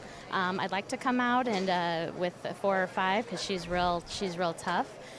But you know, I'm gonna hope for the best.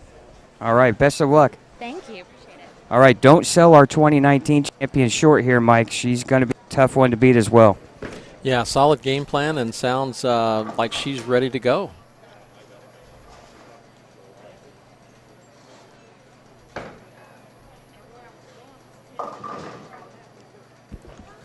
Same leave on lane 11 for Ebony Smith. She picked it up the last time, and this is to stay clean after lane 3, after the frame 3. She's in a tough match with Michelle Irwin, but Michelle Irwin just started with a double, but left the 4-10 split and missed it. All right, Erin Jones here in the second frame here, working on an open here on the right lane. Comes in high, and leaves another split with the 6-7. Jennifer Thompson here with a 9 spare, 6 spare through 2 frames. Again, she's parlaying that roll-off after qualifying here into a deep run at the Queens. Yeah, made some great shots just to get into the top 16.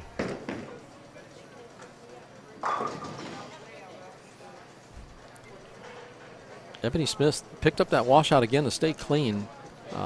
Once again, leaving another 6 count. So it's still, she's actually holding on so far, standing in the match with Michelle Irwin, but losing a lot of count.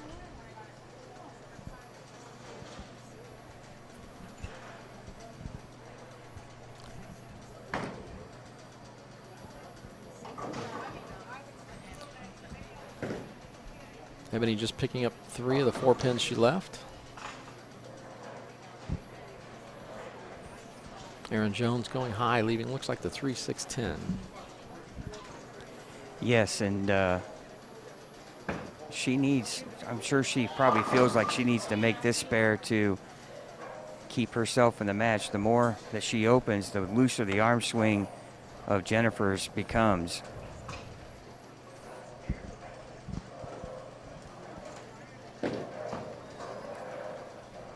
And she just chopped the 3 off the 6-10. And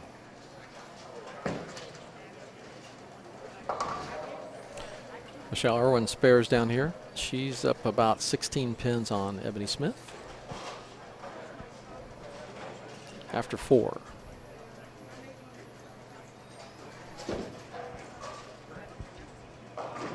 oh, and Jennifer just comes right back with a split of her own. It's difficult right now because you can see what's going on in front of you. Everything's around you, and you can see what you need, and sometimes it's tough not to concentrate on what you're doing. So Michelle Irwin comes in light after going high 2 frames in a row and leaves an 8-10, but it was actually a Wally 10, so it wasn't one of the solid 8-10s.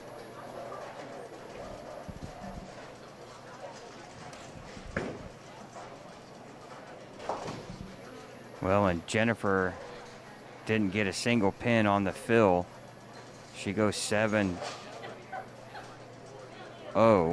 and now just a 17-pin lead for Jennifer over Erin. And if you're Erin Jones, you have to be thinking, you know, now you could take a sigh of relief and feel like, okay, I'm not that far out of this match right now, and I've opened the first 3 frames. Ebony Smith just throws a strike, and now she's within 10 pins of Michelle Irwin with a strike up. Do you think, Mike, that this is where fatigue could start coming into play with some of these?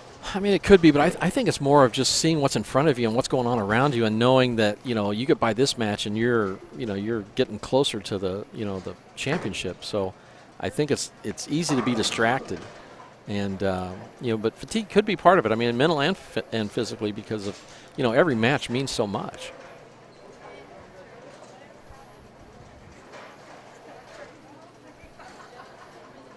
Well, anytime that you're under a lot of stress and matches are close and you're in elimination games, that mental fatigue can come into play, and those that can stay mentally stronger are going to have an advantage when it comes down to crunch time. Oh, exactly. And Ebony Smith just spares in the 6th frame. She's now down 3 pins after 5 frames. Here's Erin Jones coming in light, leaving a flat 10. I don't like the looks of her ball reaction, Mike. It's either not enough or it's too much. She tries to square up and play a little straighter, and the ball checks up and hooks too much. Then she gives it a little bit of room, and then it doesn't come in with any energy. Yeah, she looks like she's fighting it a little bit, and it's not able to just be comfortable with it. And, you just start trying to make it fit, and then, you don't get strikes, and, you leave 10 pins like that. And Michelle Irwin for a double right here. Beautiful shot for 2 in a row. Yeah, right after an open frame, too. Yeah, that extends her lead back up to 13 now. That just shows you, Mike, how much moxie is in the body of Michelle Irwin. Yeah, she had a couple of shots that didn't work out for her, and boy, she comes back with 2 good ones. All right, just a 17-pin match here through 4 frames. Both players working on a spare. Here's Erin Jones on the left lane in the 5th frame. And she comes in just a pinch high and leaves the 4-pin. And there's what I was just talking about earlier. She gives a little bit of room. She leaves a flat 10. She kind of squares up a little bit more, and then she leaves 6-pin or a 4-pin. What would you tell her, Mike, if based on what you're seeing? Well, those are hard. I mean, if you start trying to mess with your timing and speed control and things like that, then that makes it even more difficult. You've just got to go with, keeping your head down, follow through a little bit longer. I think moving back and forth on the approach works better than ball speed at this point, just because it's so difficult to hit the pocket form right now. Would you question maybe or think about a ball change at some point, or are you too late in the game at that point to even think that direction? I mean, it just depends how confident she is and how close she is to it. You know, if she feels like she's close, then you don't want to lose the pocket. And here's Jennifer Thompson now. Goes through the face. And Lucky. Jennifer's not, you know, she's not overly lined up either, so it's tough. You don't want to just turn around and give her the game. Right. Well, she's fortunate there to leave just a 6-pin. Michelle Irwin with a great shot, making it 3 in a row. This is for 4. Beautiful 4-bagger. Oh. And Ebony Smith's on a double as well, so she's not giving her the match by any means. Yeah, and I can tell you right now, fatigue ain't setting in that No. inside Michelle Irwin right now. She is ready to go.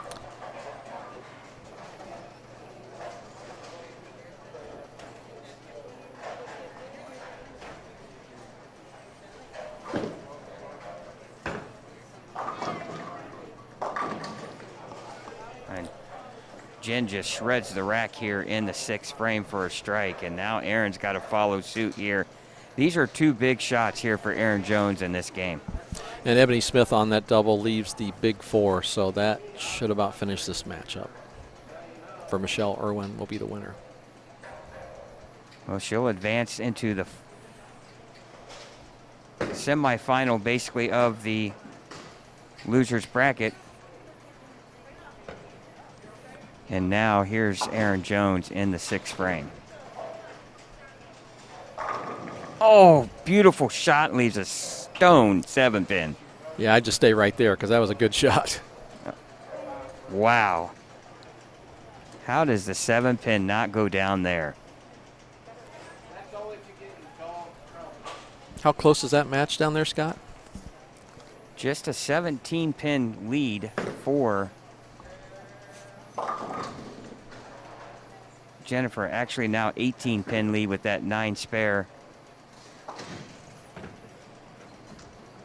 And really, if Erin picks up the 3-6-10, Mike, this would just be a single pin deficit.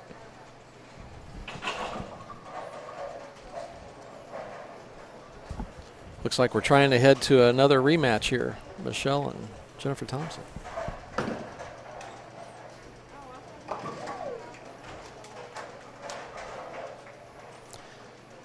Ebony Smith with a spare. She's in the 160s. All right, 7th frame here on lane 17 for Erin Jones. She trails by 18 in the match, spare in the 6th. Oh, there we go. 10-pin cooperates. Really, 3 back-to-back good, 4 good shots in a row, really, for Erin Jones, and she's got 1 strike. Yeah, that ball, the way that ball went through the pin, so that looked good, that one. Ebony Smith with a 166. Well, all eyes should be on the Erin Jones-Jennifer Thompson match as Michelle Irwin continues to throw strikes down there. Yeah, 2 more in the 10th, and she'll need to be in the 230s with 2 opens. Huge double here for Jennifer Thompson. And she's going to increase her lead to 28 pins. Can make it 38 here, Mike, with a strike in the 8th.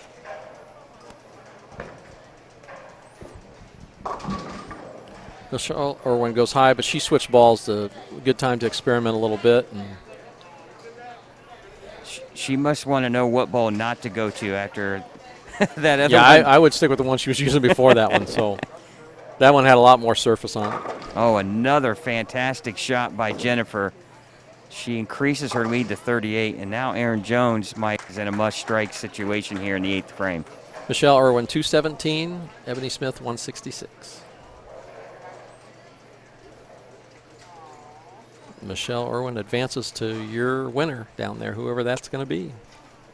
Well, right now it's looking like Jennifer Thompson, but Erin Jones still has a chance here in this match. But we're in the 8th frame. She's got a strike in the 7th. This is a must-strike situation.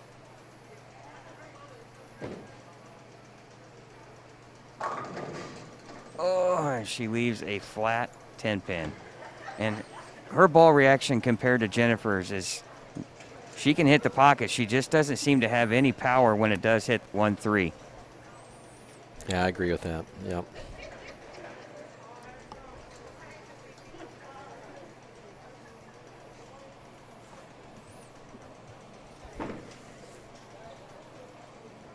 Well, she'll make the spare, but the writing's on the wall here for Erin Jones. She can still strike out for a 181.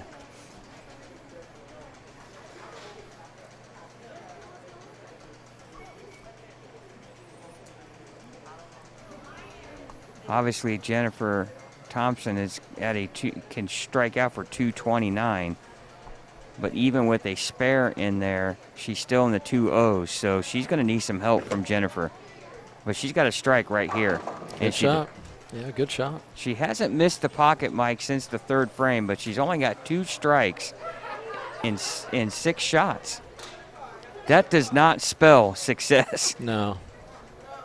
At this level.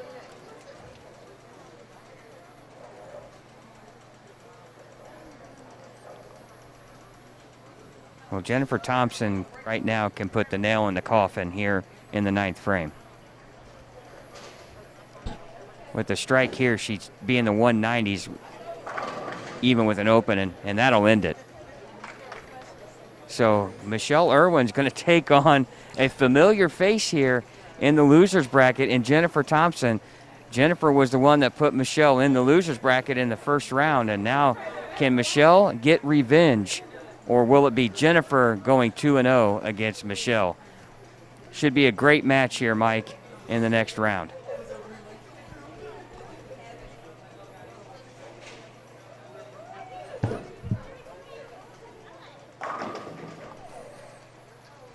Certainly looks like a good angle there by Jennifer Thompson. Great shots.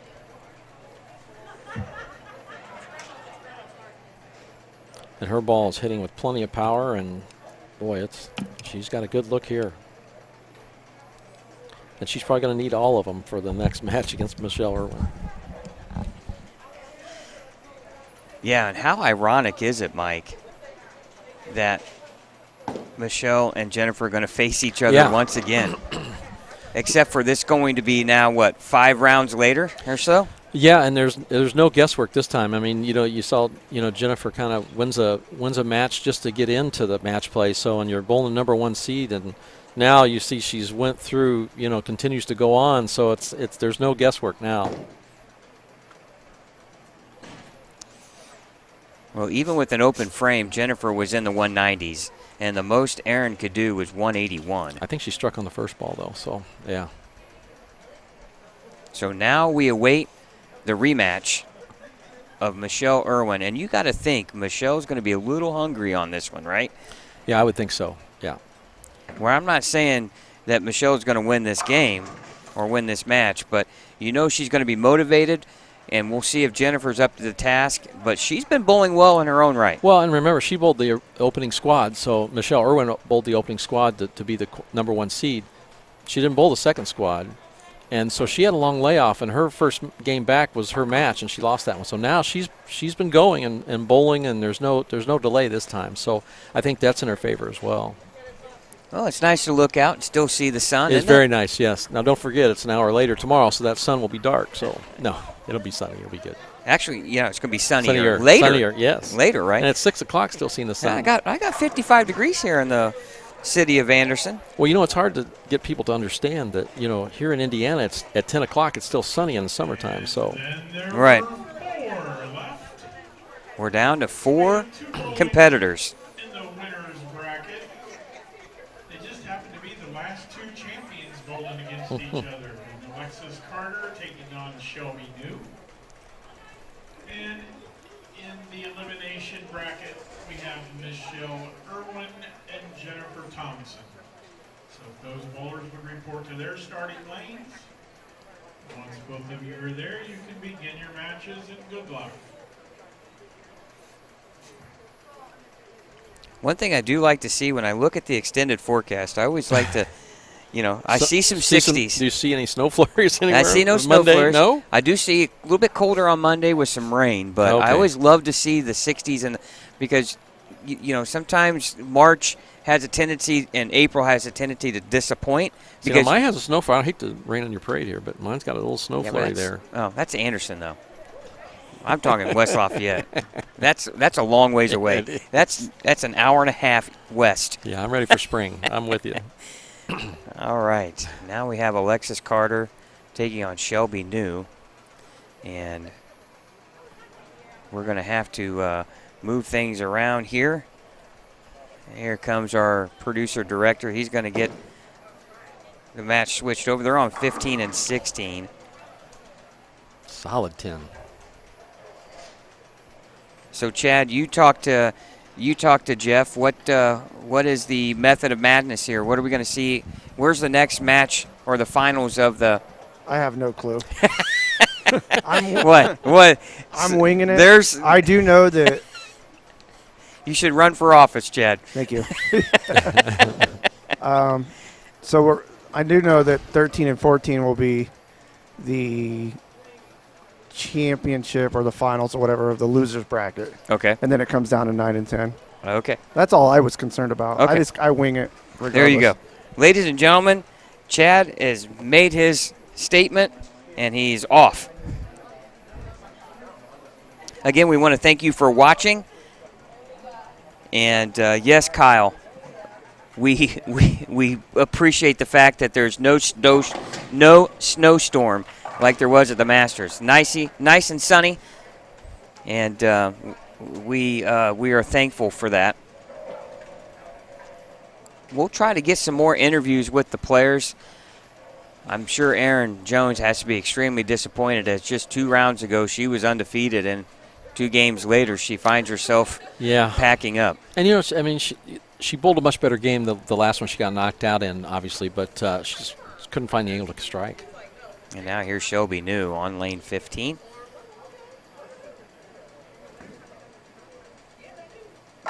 The ball's down on the lane, projected out, so smooth. Very smooth, and obviously it reacts on the back end where you want it to. I mean, it hits the pin so hard. I mean, she's throwing the ball so well. And here we go, split screen. Jennifer Thompson with the strike here.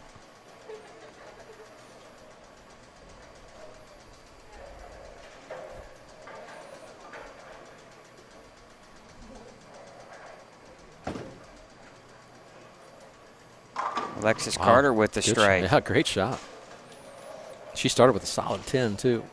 Well, Alexis is, as I talked to her, she's very even keeled. Oh yeah, and sounded that way. Yes. And that's an advantage in a sense because you don't get that adrenaline going too high. That 5 pin's about 3 inches left of where it started. Wow. She had it going. Yeah. See, it's out of range. That was the 5. Yeah, out of range. Oh.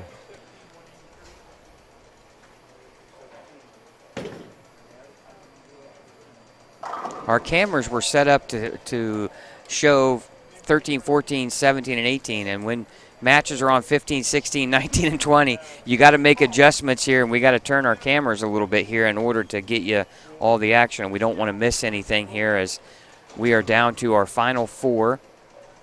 The winner of the Shelby New Alexis Carter match will find themselves in the championship match.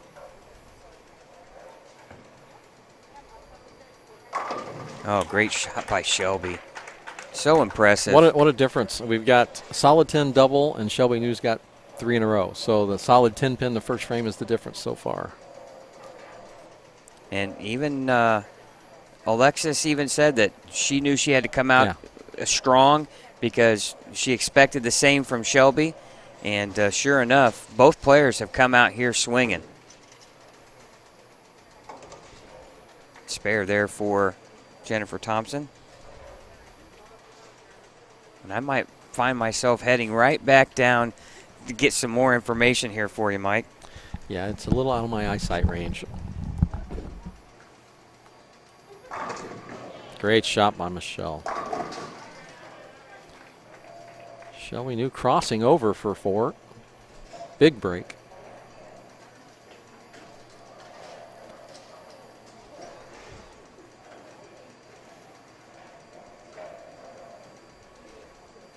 Well, when the great players get great breaks, that's even more painful for your that's opponent. hard. Yeah, that's hard. Hard to come back. Good shot by Michelle Irwin, leaving a solid 10.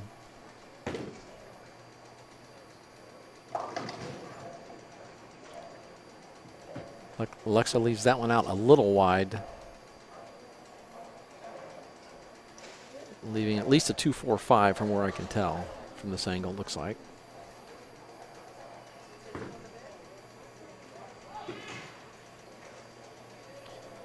Michelle Irwin misses that 10 pin.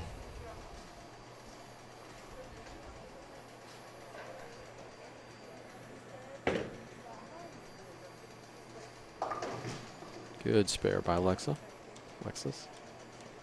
Alexis Carter with the spare, 2-4-5. That's a tough one. Good spare. All right, I'm going to make my way down here, Mike, to 19 and 20. As Michelle went double 9 open, and Jennifer Thompson goes strike, spare, strike. So we're in the 4th frame here. Solid 10.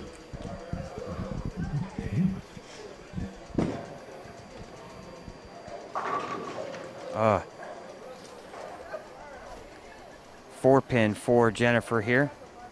Just can't seem to get a double here on that right lane. She struck both times on the left.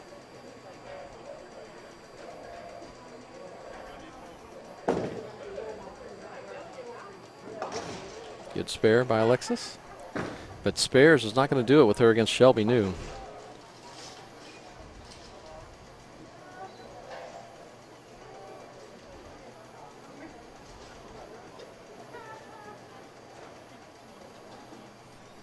Shelby New's on the front 4.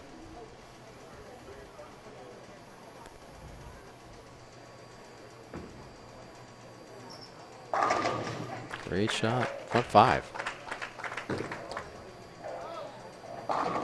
Oh, Michelle just pocket 4-9. Ouch. Well, I think she'll want to give this a run at that 4-9, see if she can't slide that one over and get that.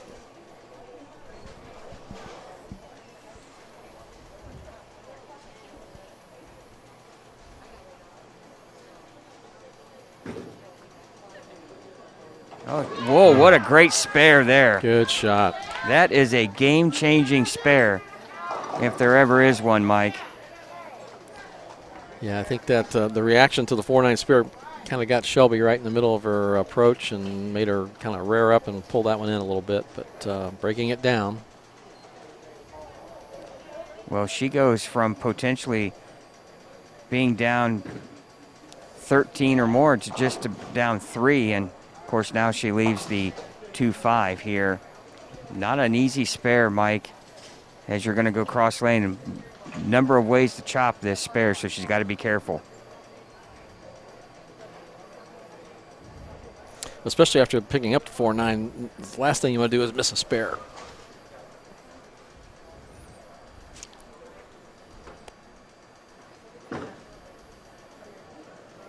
And she makes it. 75 in the 4th frame for Michelle. Jennifer on a spare in the 4th has yet to bowl, but has a small 3-pin lead.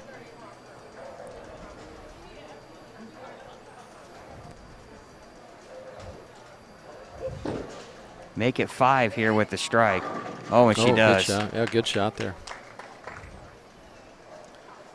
Alexis has an opportunity to get a double here if she needs it to get back in this one. So I don't think Shelby's going to let off the gas pedal there.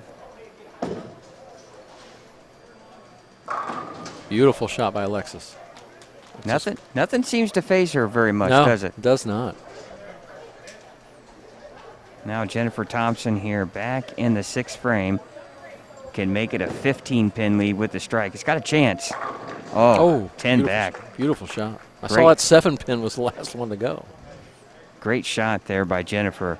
And now Michelle Irwin finds herself behind. Well, she hasn't felt this pressure in a while, Mike. She's been way out in front on most of her matches. This is a big shot here in the 6th frame. That's left. Ooh. Almost tripped the 4. Shelby New has got another strike to start another string here after front 5 spare and strike now. Yeah, and Michelle seems to be playing a little farther left than I've seen her play in previous matches. I don't know if that's an adjustment on this particular pair or an adjustment she's made. And she makes the 4. Shelby leaving a half 10.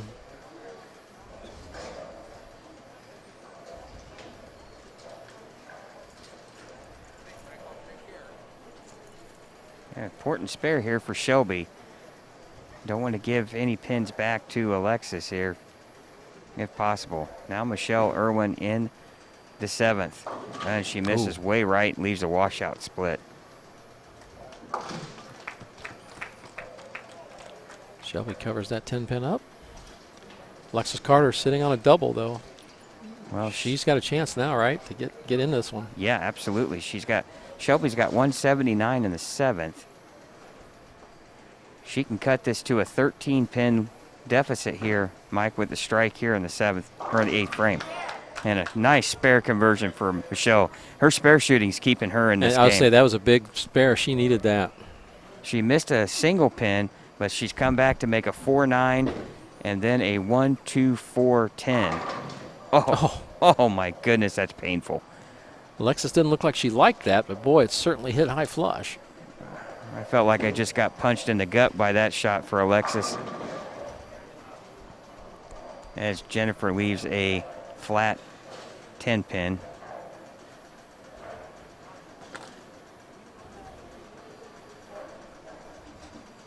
With a spare here in the 7th, she's got a 19-pin lead over Michelle. And a good cover there. Clean game so far for Jennifer, and that's the difference in this match so far. Jennifer with 4 strikes, Michelle with 2. Obviously, Michelle with that 1 open in the 3rd.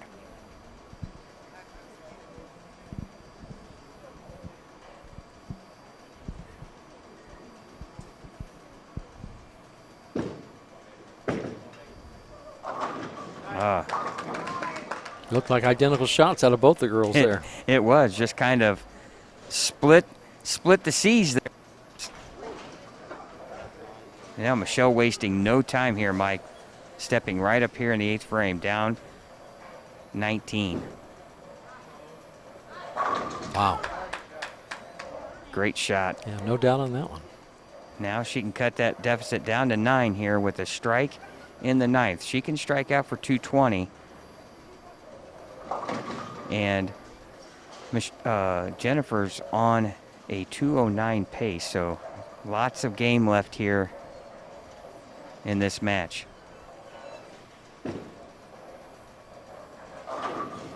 Oh, just rips the rack and leaves a 7. Wow. Shelby New just trying to fill frames now. Keep her lead steady as the game nears the end. Well, Mike, and really, to be honest, Shelby goes strike spare. She shoots 237. Alexis could still shoot 235. A lot could happen here still in this match when it looked like Shelby was in full control. That solid 9 by Alexis Carter. Boy, that one just hurt. Yeah, what a game changer that was.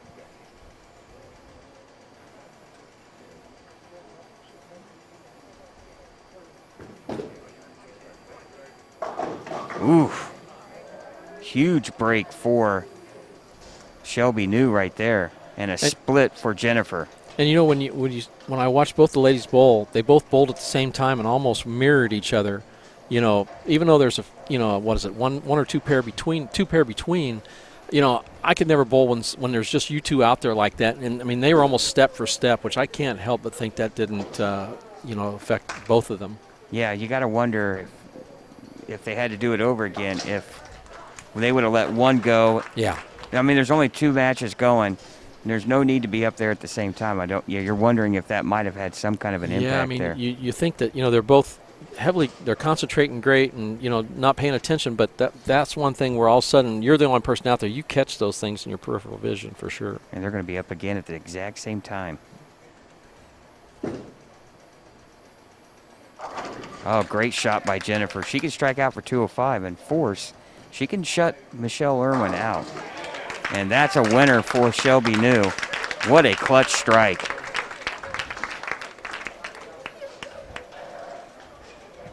Shelby New finds herself in the championship match again, Mike. We're going to have different route this time. We might have to rename this event here. Yeah, different way to get there. Here's a big shot for Jennifer Thompson. It looks good off her hand, Mike. Oh, and it goes through the face. Fortunate to break up the 6-pin, but she leaves the 4-7. She's going to force Michelle Irwin to get the first 2 and 6. To advance, right? To advance. Into the 10th.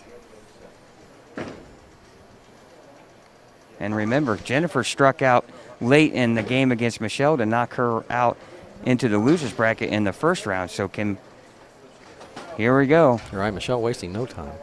No time at all. Oh, wow. My goodness, and she just peered that one. Yeah, there was no doubt in that.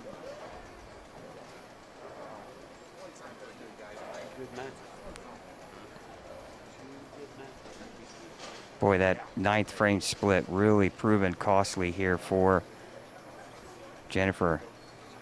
Michelle wasting again, no time. Stepping up here on the left lane. Must strike. Oh, it's left. Oh my goodness, and she gets a crossover strike. Wow. What a break for Michelle Irwin. She needs how many? How many? She needs 6 pins.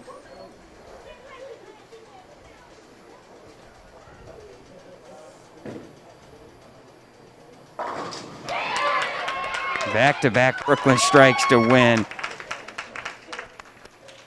Got to feel very fortunate here if you're Michelle.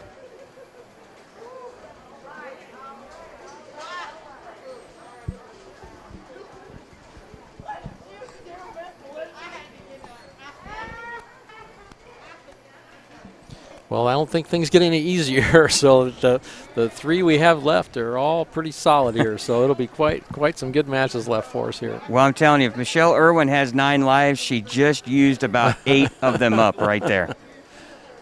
What a great tournament for Jennifer. Yeah, great run. She bowled so well. Had to get in the top 16 by winning a roll-off over Dana File. She does that.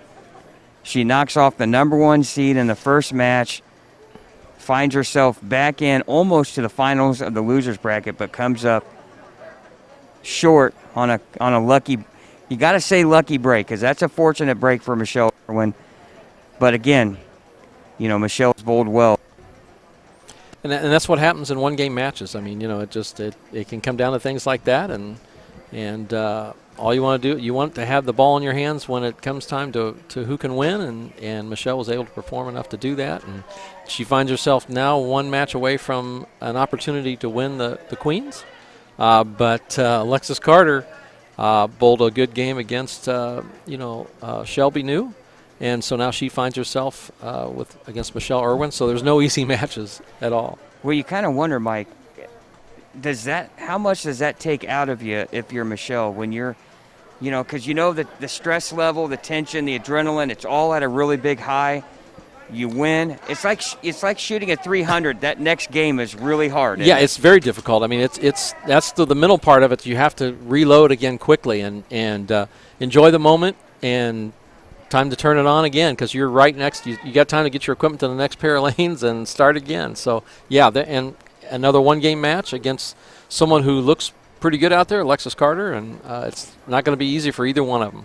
Well, and some great sportsmanship out there too as well, because Jennifer Thompson could really be ticked off in a sense. If you're a bowler, right, you get beat by a couple of lucky breaks in the grand scheme of things. Obviously a Brooklyn strike is an error, and but they're congratulating one another, and you move on. You love to see the great sportsmanship, and look, we're going right into the next match. Yeah, once it's out of your hand, you can't change it anyway, so you have to move on. But the one thing about Michelle, you kind of make your own breaks too. She threw that first one in the 10th frame about as good as you can throw it.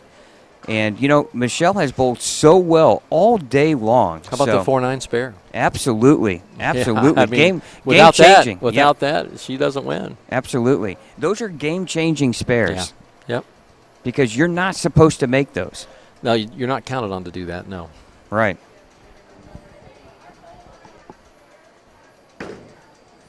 First shot for Alexis Carter. Goes high, leaving only the 4. I'm sure she'll take that break as it broke down that split.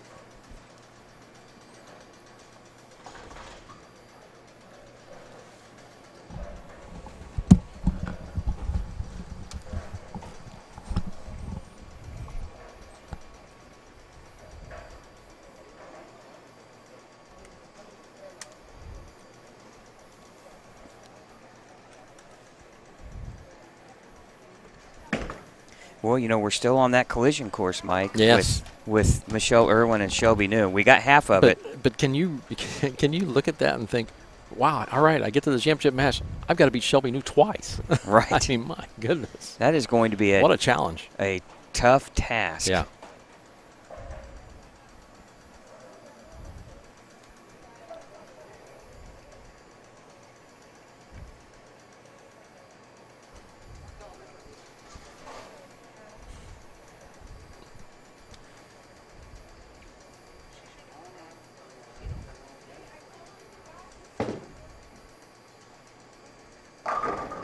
Solid 10, Alexis Carter, great shot. Second frame, solid 10. She just stays around the pocket all the time. I mean, it just makes great shots. And I mean, think about this, though. Alexis Carter is one match away from bowling for her second Queen's Championship. And she has to bowl Shelby, and then she loses, and then she gets Michelle Irwin. Yeah. And you talk about the gauntlet of back-to-back matches. Oof. Yeah, we've seen quite the finishes here. I mean, it's just definitely the talent has stayed around to the end here.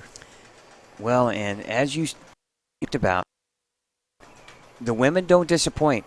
Now, you'd have to admit the first few rounds were kind of, not much going on per se.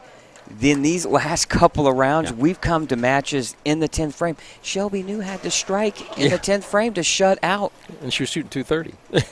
And strike out in the field ball. And, man, you got to feel for Jennifer, though. She bowled really well. She did. She made the one mistake late in that match, and then, the other thing, too, is the bowling and the pins seem to know when you're tight. Michelle got right up there, threw a great shot in the 10th. Granted, she went crossover Brooklyn, but that arm swing is about as loose as it gets, and the pins react that way. Yeah, and she doesn't waste any time. She knows how she wants to throw it and do it. She's very confident. So, yeah, I wouldn't fault her for that at all. There's another good back after leaving a 10 pin on 13. Comes back with a great shot on 14. Now, I'm going to be curious if Michelle Irwin wins this championship, how many words are you going to get out of her in that interview on the lanes? Yeah, I don't know, but if you're able to win the Queens by defeating Shelby New twice, there's a lot to talk about there. That is a major accomplishment. But you know what? Alexis Carter's not going to go away here. Great shot. Spare 9. Or spare strike, excuse me. Solid 10 right in the middle of that. And then Michelle with spare strike. One pin match here. Shelby warms up. I think that's the first pair I've seen her not strike on, I think. I would wonder if I should go down and get another word with her. We might. I like to bother her. It's good stuff. Big shot here. Oh, she likes that. Double for Alexis Carter. She takes the early lead. Michelle Irwin working on a strike. Left a 10-pin on this frame last time.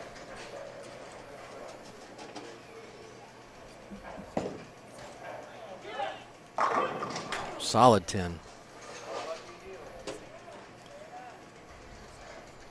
Good shot, though. Great shot.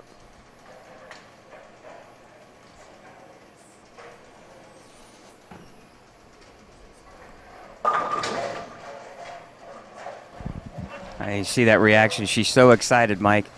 But down here on the warm-up pair, Shelby, my goodness. You know, you start out with the front 5 or 6 that last match, and you still had to throw a strike in the fill ball in the 10th frame to shut out Alexis. And it doesn't seem like how many strikes you throw. Seems to be some amount of pressure in every match you have here at the Queens. Yeah, it seems that way. But I just have a lot of support behind me. I think that's kind of what keeps pushing me through. So that always definitely helps especially when family's here, that kind of pushes me to throw every shot I have with all I have in me. So. Well, Mike and I made a comment earlier in the broadcast that in the Masters, we were talking about early on that there was a collision course coming between Matt Sanders and Kevin McCune, and we made the same comment in reference to you and Michelle Irwin, and here we are 1 match away from that potential matchup. You know, I know it doesn't matter who you bowl, you're going to do the same thing, but, I mean, does it depend on, do you get amped up for certain type of players, or are you just going to go as whoever? I like bowling anybody. I love the competition, but Michelle and I are great friends. So, you know, kind of like bowling my sister, we're still great friends. We always have a good time. So I know we're going to be out there. We're going to still compete just like it's any other bowler, but we're still going to have fun while we're doing it. And no matter, at the end of the day, when we walk out of here, put our street shoes on, we're still going to have a good time no matter what happens. And we're going to be rooting each other on the whole way through. So that's a good thing about bowling. You always come out with good friends at the end. So I'm excited no matter who I bowl, but it'd be a good thing, you know, seeing me and Michelle, because like we always kind of have that thing back and forth. Even at league night, we have a good time. Well, no one has won the Queens twice in a row since Mandy Bedwell. You could be the second person in Queens history to do that. How important or how big would that be for your young career? That would mean a lot to me. I think it would definitely be a big confidence booster. I still struggle with that. I don't know why. I have a lot of people behind me and push me, and you know, I definitely strive, but that'd be a good confidence booster, I think, along the way of my career and everything, to keep going and moving on and everything. Well, we'll let you get back to warming up. I know you're so excited to be talking to me here on the microphone, and but best of luck. As you know, you got the best of it here. Instead of you having to beat your sister twice last year, now they got to beat you twice. That's a big difference. It definitely is. I know I'm definitely not going to let down or hold back or anything. I'm going to go out just as powerful as I have in any game. Almost probably going to try and look at it as if I have to win 2 games, just so I don't, you know, let any of my stride down or anything. So, yeah, that's going to be in the back of my mind. Everything's always back there, but I'm going to look at it as almost I still have to win 2 games, just so I don't let any power out or anything like that. All right, best of luck. Thank you. All right. She's ready, Mike. Yeah, she is. Great interview. Great. She is ready, you can tell. And the match over here is an interesting one. We've got Alexis Carter gets 3 in a row before leaving the 6-10 for a spare. Michelle has had a good shot. She was on a strike, tripping the 4 and leaving the 9, but she's 17 pins down with looks like 4 frames to go. Well, she looked dead to rights against Jennifer Thompson going into really the 8th frame and found herself advancing and surviving, and I wouldn't count her out at any stretch. Oh, no, not at all. Until the 10th frame is done. She's been there all around the pocket, so. Probably one of the worst shots she's made. And that's a tough spare. She's got the 3. What is it there? The it 3, showed 6, wrong. 9. I think it's. Yeah, I'm going to say it looked like the 3-6-9 to me. For some it reason, is. it has shown that it showed the 10 pin, but it's not out of spot. Nope. It's registered the right score up there, though, so we're all right there. Yeah, yeah, that's. But it was weird. The automatic scoring showed, or the picture showed a 10 pin with that, and it was actually the 9. This is a tough spare. Yeah. She wasted no time either, Mike. No. That's one thing I do respect about Michelle And like you made a comment just a little bit ago about that too, is she knows what she wants to do in her mind, and there's no sense in letting her thoughts get in the way of things. She gets right up there and executes the shot. Well, and that's a great tip for anybody. I mean, all your thinking has to be done before you step up on the approach. Once you step up on the approach, it should all be about hitting your target, and that's it. Anything else is going to be a distraction.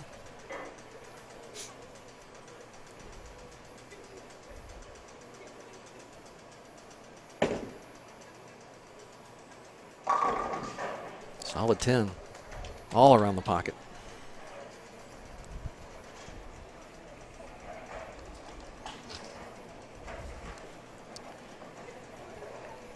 All right, got a note here in the chat about running through the list of finalists.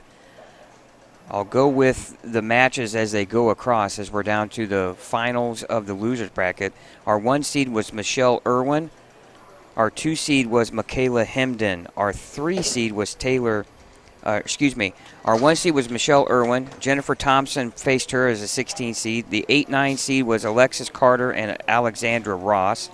The 4-13 matchup was Samantha New and Jada Mokabi. April Herrmann and Ebony Smith were the 5-12s. The 2-15 was Michaela Hemden and Theresa Smith Dill. The 7-10 matchup was Aaron Jones and Olivia Poor. Taylor Scholl was the 3 seed. Rachel Hedgepest was the 14. Shelby New was our 6th seed, and Christine Shreves was our 11th seed. Those were your 16 ladies that made the matches. And now we're down to Alexis Carter, Michelle Irwin, and Shelby New. And Alexis Carter just can't seem to get any break. Wow. Your eyes are better than mine. I don't know what the scoring actually is. Alexis Carter is in the 2 teens, and it looks like Michelle Irwin's in the 180s. So it's about, she's up about 30 pins. So Alexis Carter's up about 30 pins. But we have seen Michelle Irwin finish these games strong. Yes. Oh, man, that hurts. Oh, my goodness. Yep. Missed that 7 pin. Oh, and look how quick Michelle is up, ready to go. Yeah. So that drops Alexis Carter down to 164 in the 8th on a 204 pace. Boy, wasting no time. That looks to be good shot. A dead flush strike. Irwin. It looks left off her hand, but the ball just sets really there. nice. Yeah. She's playing that oil line right there where there's a little bit of hold and a little bit of friction. So Michelle Irwin, she's 126 in the 8th, or in the 7th. So she's got 216 left. This is a big one in the 9th. Working on a strike. Oh, that's got to get there. She missed right there. That, and it looked like she just didn't catch it off the bottom of the swing. At the bottom of the release, it kind of went into the lane instead of getting it out there a little bit. Well, that. But a spare here, she's not out. I mean, right. She needs a spare here though, because she's that way. She keeps marking here. She's gonna at least force Alexis Carter to mark her way out.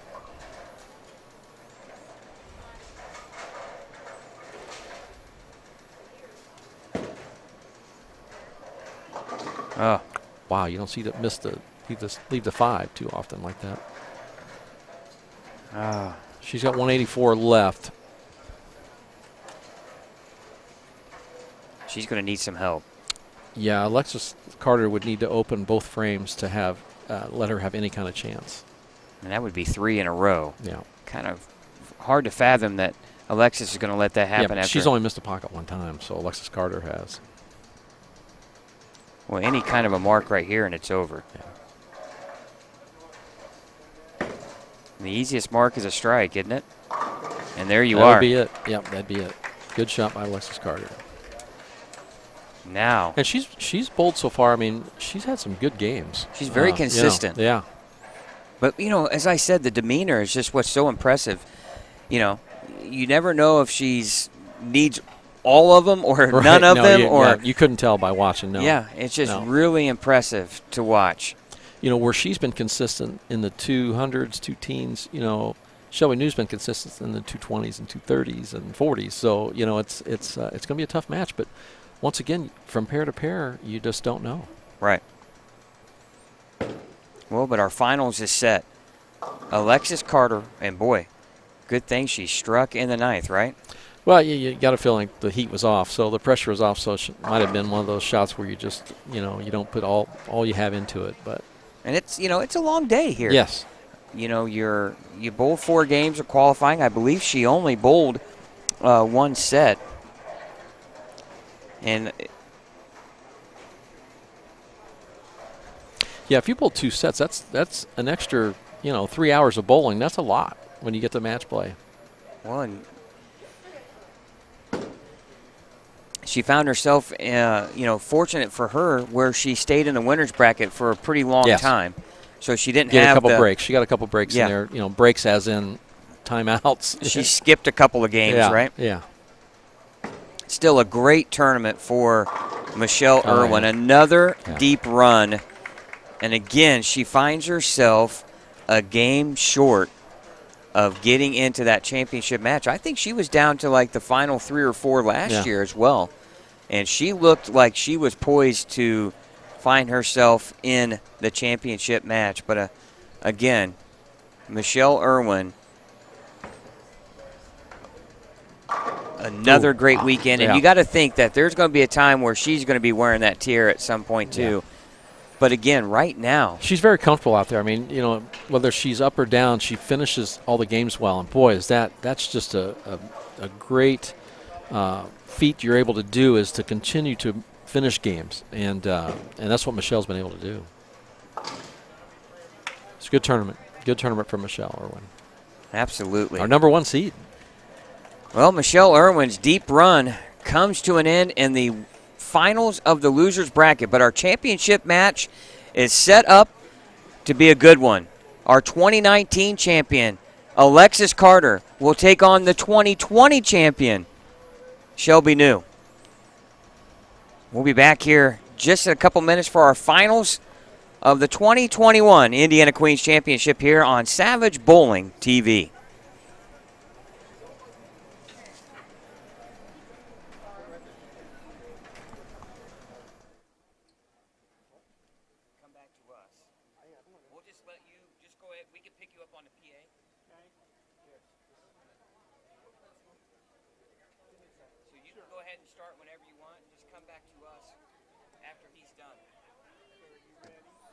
Leave it there.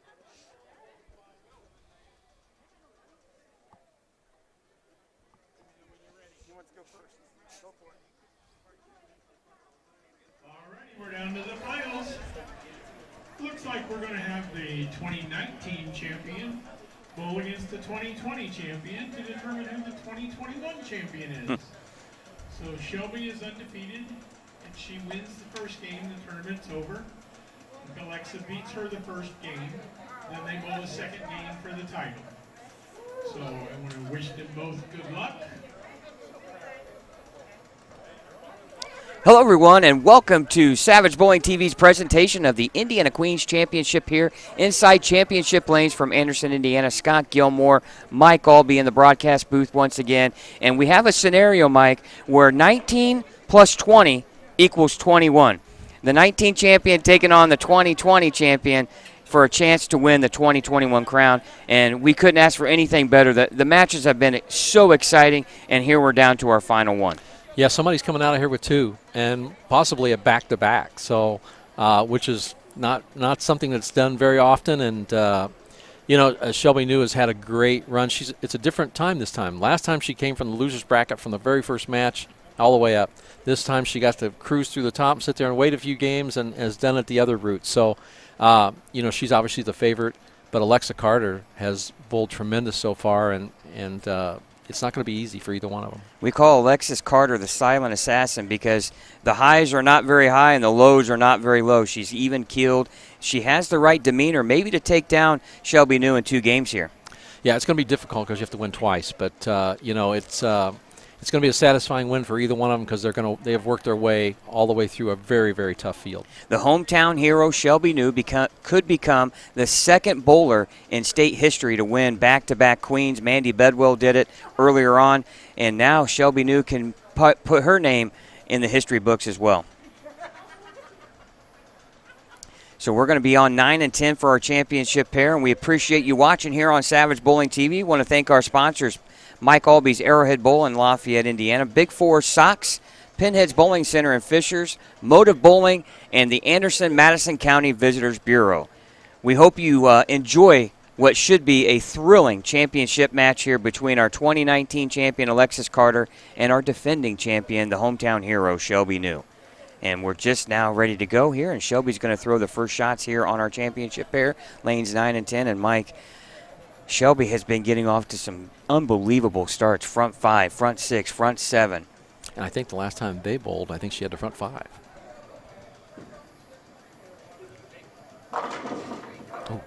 And you got to wonder, and what's so amazing to me, she still doesn't have the confidence that you would think that a young player like her with her credentials would have. But man, yeah, that kind of hit me a little bit too with the amount of talent she has and the success she's had. But she's very humble, which is, it's a good quality to have. But as she learns and gets older, I think she'll learn to have a little more not drive. It's more bite. A little more. Go to finish the opponent type of thing. But she's got everything. That can be a champion, not just at the state level. She can go forward here, and she could make that trip to the Queens something work for her. And now our first look at Alexis Carter here in the championship round on lane 10. She looks like she dropped the ball. Oof. Either might have stuck a little bit at the line, and like you said, the ball did more of a bounce than it did a loft. Yeah, she was kind of testing her slide there as she was walking back. And 4-6, if you're going to open, this is the frame I feel like you do it. Well, I don't think we've had anybody down here in a while either, have we? No. Most of the action has been down on 13 on down. Yeah. And, yeah, you're right. 9 and 10 sat here for a while. Yeah.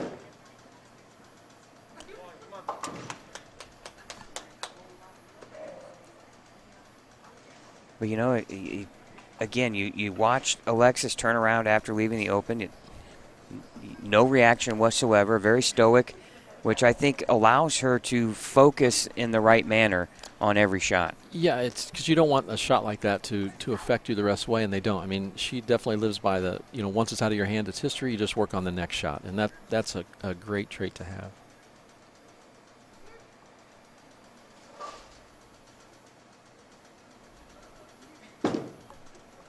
And she looked down at the foul line again. That one, it was 10 back. Yep. Good shot. Good shot. Chad, if you're the kind of the historian, when Alexis won in 2019, didn't she beat Kimberly Woodall? Yeah, that's right. That's what I thought. And Kimberly Woodall was our 2016 champion, so.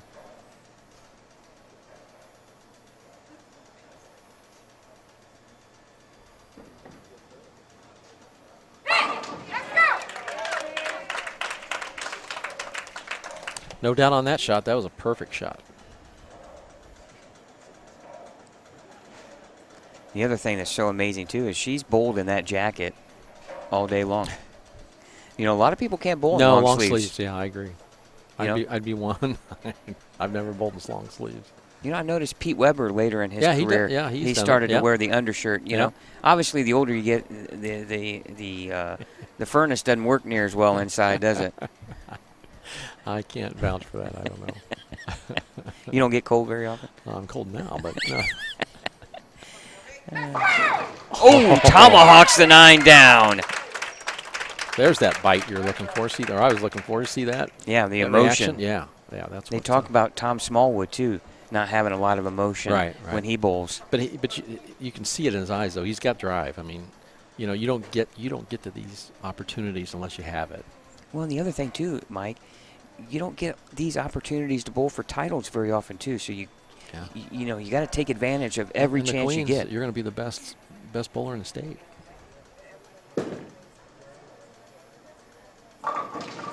Oh, Messenger, get down, Wow. 10. Wow, what a shot. Great shot. And keeps her in the match. This is one where if you don't start striking with Shelby, you're going to be left in the dust. Great shot by Alexis. Yeah, now that keeps her right here in the match. Only down 11.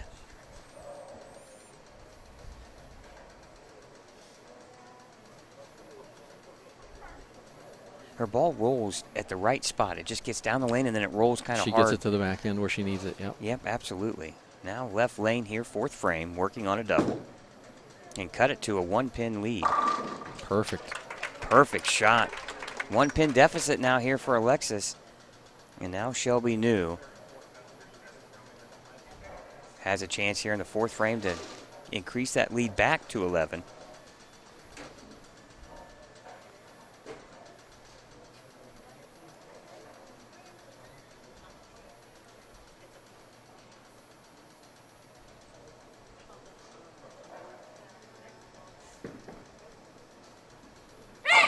Oh, rips the rack. Plenty of power. Great shot. Great And shot. she pretty much says she what- answers it. Yeah, she answers that. That's the big shot right there. What you can do, I can do better. Yeah. And again, the moxie. I don't think she realizes just what she's capable of doing at times. And she has been unbelievably successful here in this building and in this tournament the last 2 years. Still a lot of work to do to finish the job here. Fifth frame, three-bagger working.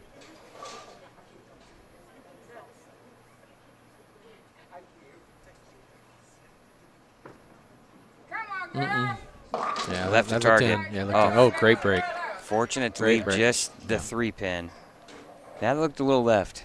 Yeah, A it was little quick. left from the start. Yep. Yep. Maybe the arm coming in a little quick down there. And the So now you'll see with Alexis, what with her opportunity with the hammer here, she'll have the opportunity to take the lead. So, it'd be important just to continue to let the ball do all the work and not have to try to help it.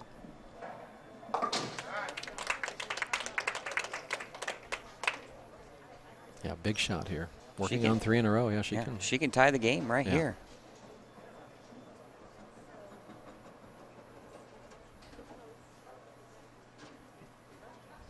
A lot of pressure. Only one's bowling in the whole center, so. Yeah, nice and quiet. 10-pin deficit here for Alexis heading into the fifth frame, working on a 3-bagger.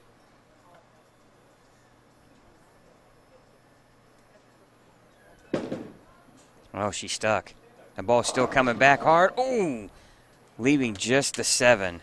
Yeah, not comfortable with the approach at this point, but hey, she stayed with it enough to give it a chance, and she's still in a match by.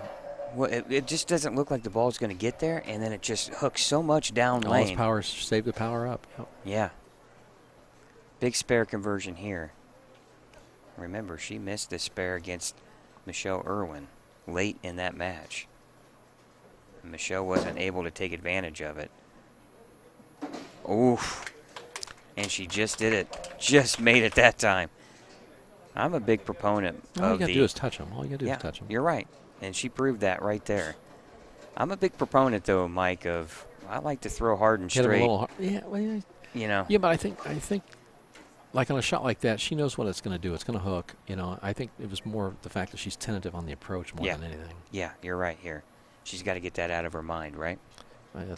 It is if it's not actually doing it every time when you're sticking there. All right, Alexis here, sixth frame, working on a spare, down 11. That's in. Hey, there's a work. Brooklyn strike. When you get those, now it's just a matter of what you do with it. It's hey, the name of the game is get them all to go down, and they all went down. That's what you do. Her husband Derek back here talking to her, and I think she made a comment to him that it's in her head a little bit more than anything. And boy, that is when you don't feel like you have your feet underneath you, it's tough. It is. Now Shelby New, can she take advantage? Neither one can carry a 7-pin. Good shot. That's her second 7-pin of the match.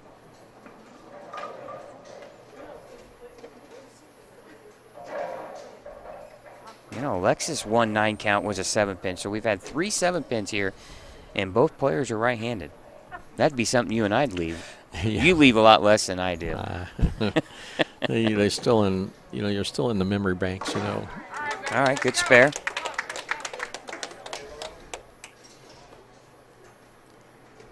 Just a 10-pin difference. All right, I want to thank everyone for watching here on Savage Bowling TV, and we hope you're enjoying the broadcast here. Scott Gilmore and Mike Albee in the booth here. Championship match between Shelby New and Alexis Carter. If you haven't done so yet, hit that subscribe button there on your bottom right side of your screen, and we appreciate you following along here on Savage Bowling TV. And now Shelby New with a spare in the 6th, working in the 7th frame. Left lane. Beautiful, beautiful shot.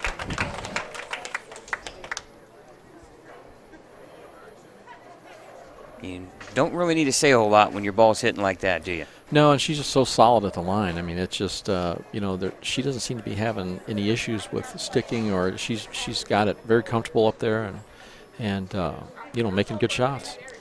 Well, and her ball's hitting the angles and just, wow, power. She can cut the lead, the deficit to 10 pins right here with a strike.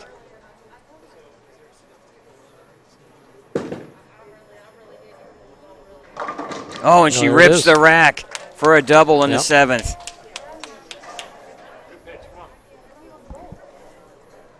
Steady Eddie, as they say, right? Yeah, great shot. Great shot. She has kept the ball around the pocket every match she's been in. And they're both shooting 258 if they both strike out. All right, she can even the match with a strike here in the 8th frame. Who can perform in the final frames will determine who wins this championship. It's coming down to that. That needs to hook. Oh, get out of there. Oh. All right, just a 7. Just a little more speed there at the bottom of the swing, and the ball just wanted to delay a little bit. But, once again, it's in the range to where there's an opportunity to strike. She's keeping it in play. Well, again, Mike, the ladies just don't disappoint. Yeah, right. The performance, match in and match out, and here we are in the championship match, both players performing at a high level. And again, another 7-pin conversion here for Alexis Carter. And that one looks right dead square on it. Yeah, she's less more comfortable in that one. Now Shelby New. Alexis can still strike out for 237.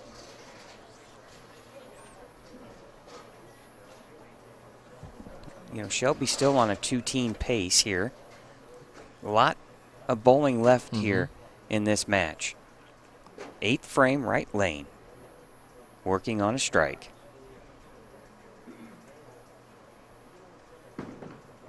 Left. All right, just the 6-10. Lucky that, fortunate there, Mike. That could have been worse.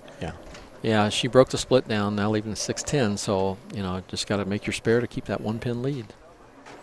Then it's going to come down to who can perform in the 9th and 10th. Absolutely. And would we want it any other way than a match coming down to the last 2 frames? First here, Shelby's got to make the spare.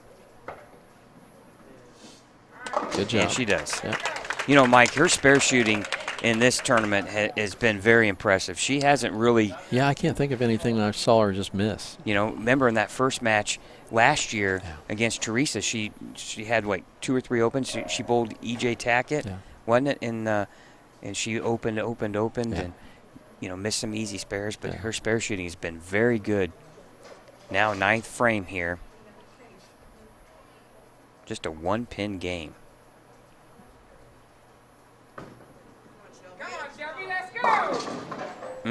310. Her last couple of shots, Mike, have been left of target. Well, obviously she needs a spare to continue to be, in the lead here. But she now has her own destiny's not in her own hands now. Wasting no time here at the 310 conversion. And her first open.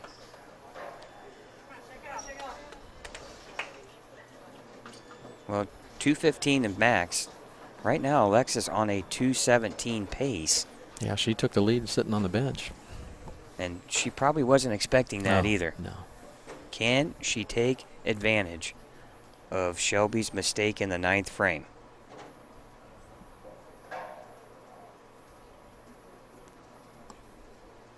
Want to thank Nate Heichelbeck for watching. Nate, I hope you're doing well. We're thinking about you and you and the kids, and with the recent loss of your wife, and we wish you all the best. And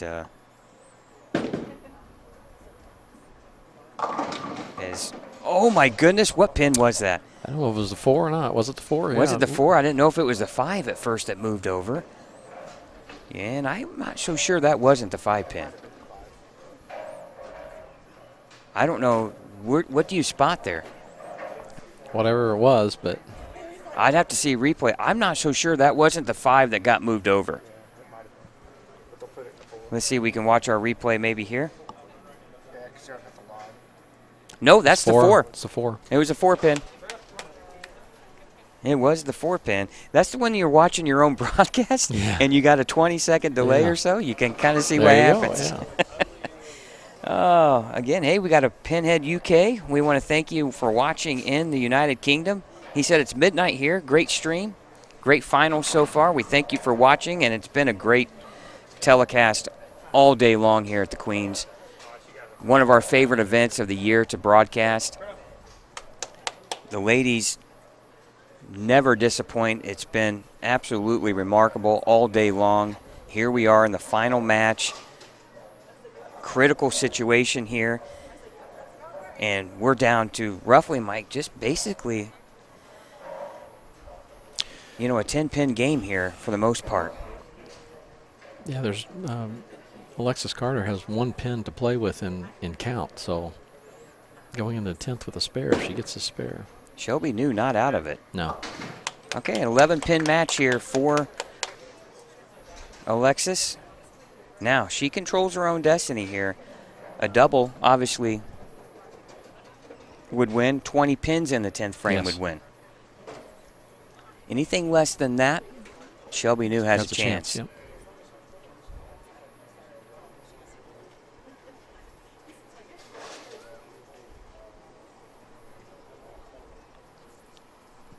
Here we are, 10th frame, Mike, and as you said, who can perform late in the frames? And here we are, Alexis' chance here to force game 2. That's left. She does not like it. Oh, breaks it down. There's that 1 pin count, so. My, oh my, we have a chance for a tie possibly here. But now Alexis got some work to do here. She's got to spare and then get 10.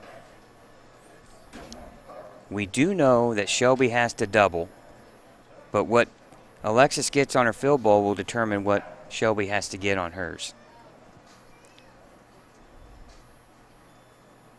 She was really fortunate to get 9 there. Yeah. That could have been a 3-10. Well, you know, yeah, I mean, the way the ball was left, I mean, it could have broke sharper and just laid up, and you could have had big 4, big 5, you know, could have been anything. But, yeah, 9 you take every time there when that hit. And that was really her first mistake in the match. She has been right around the head pin. Up here's a big shot. All right, field ball here will determine what exactly Shelby has to do in the 10th frame. That's left 2. Ooh. All right, 213 fill. Now, Shelby New just needs a double and 9 to win the Queens. Just a double and 9. to be back-to-back. Oh, so my goodness. Here's where you take it 1 frame at a time. Just, you know, do the first one. She's been there before. Can she do it again?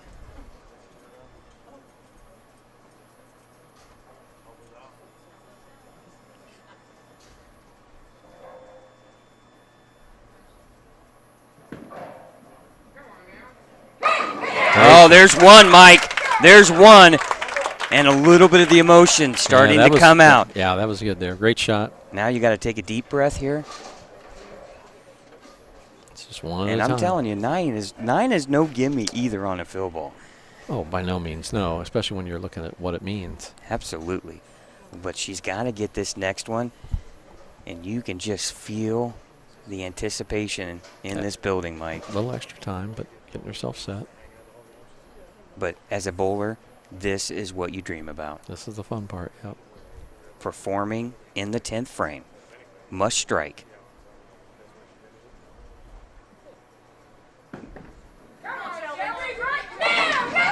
Oh, the 7-pin stands, and we're going to go to another match, another game. You know, Mike, I heard that double bounce just a little bit, I thought. Yeah, but it was better shots than, there's a couple where she kept getting them left. At least the angle's right. I mean, she's got the right angle going, so. Oh. Yeah, that's a tough one. Oh. And well, again. Now there's some extra heat on. Now there's some extra heat here, so a little extra pressure.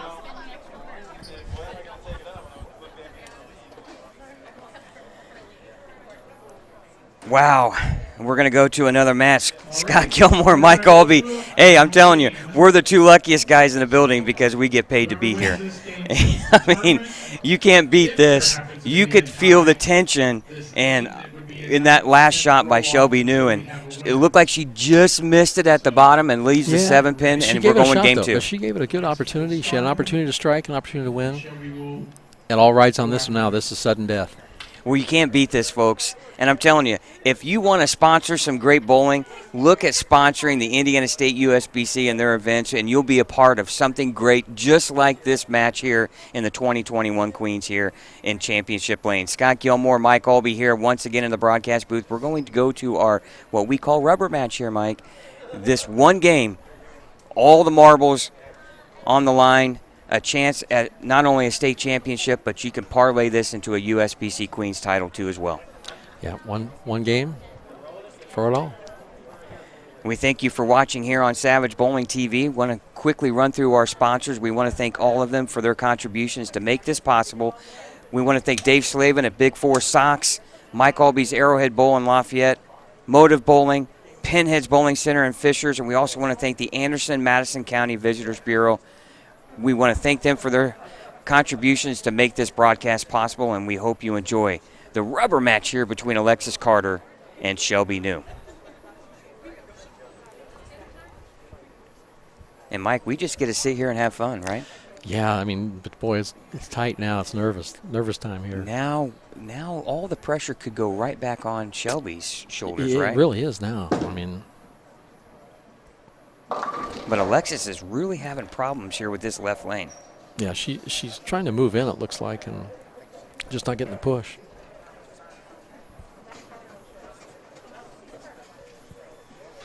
I'd love to get some insight here.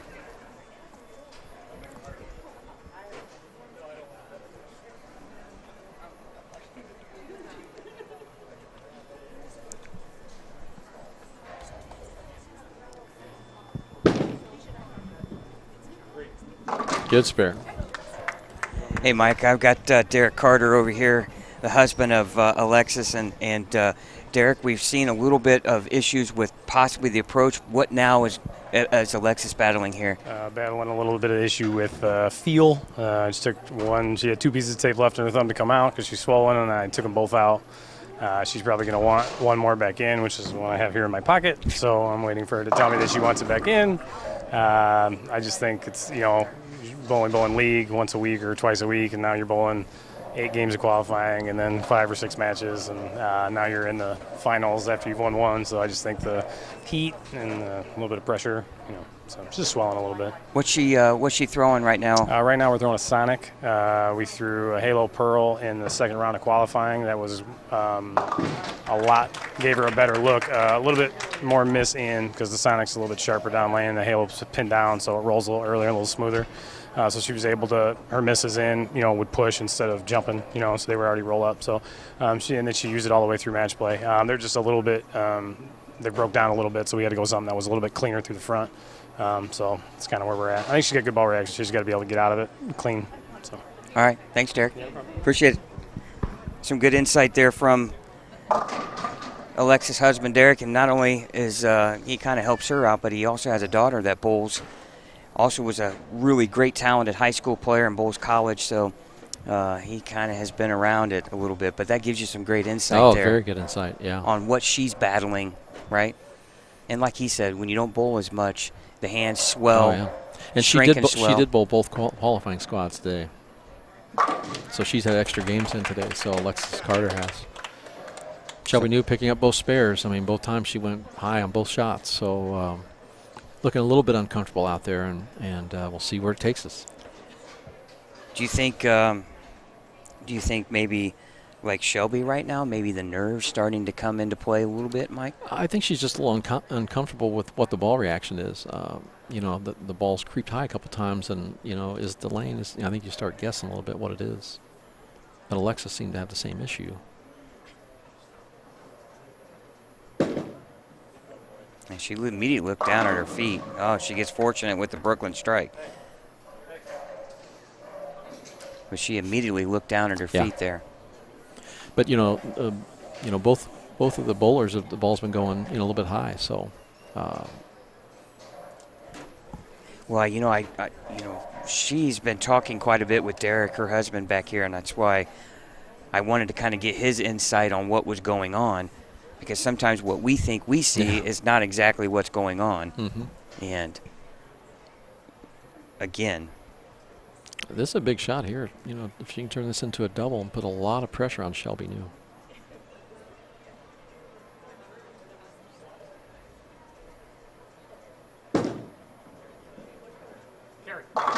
Oh, nice great shot. Nice shot. She just seems so calm, cool, and collected. Just impressive. Yeah. Yeah, it was a good shot.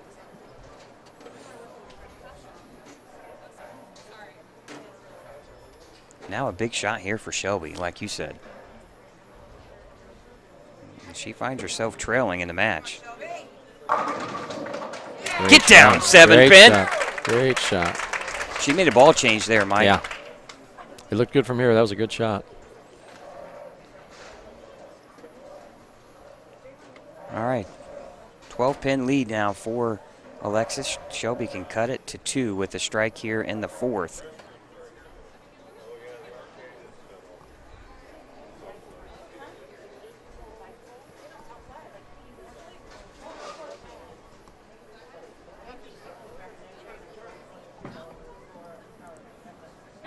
Oh, wow, beautiful shot. 10 Beautiful in the shot. pit, and that's letting.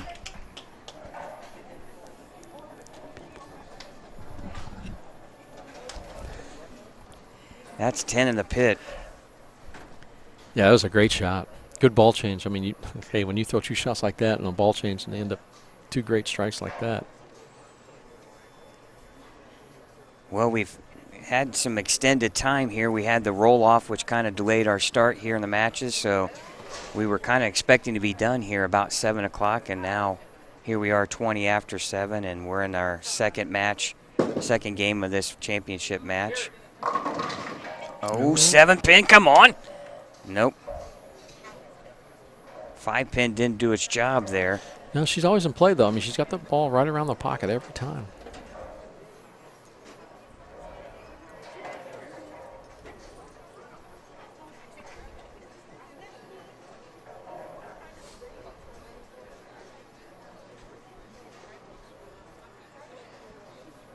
Now, the 1 pin that's kind of given her some trouble here has been the 7-pin spare. Not that time.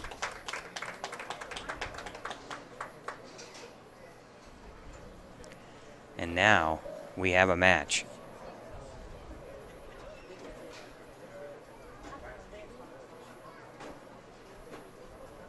One pin lead here through 3 for Alexis.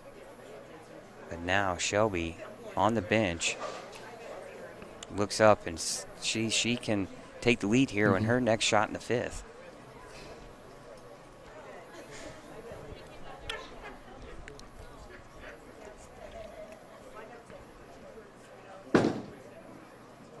That looks good. Oh, beautiful shot. Yeah. She's moved in a little bit on this lane. But her speed is really, really nice and smooth. It's kind of medium, but it doesn't hook early. She gets, because her releases, she gets it down the lane, and boy, it's still got power left on the back end. It's a great look. Well, that lets Shelby New know that Alexis isn't going anywhere. And now Shelby can take the lead here.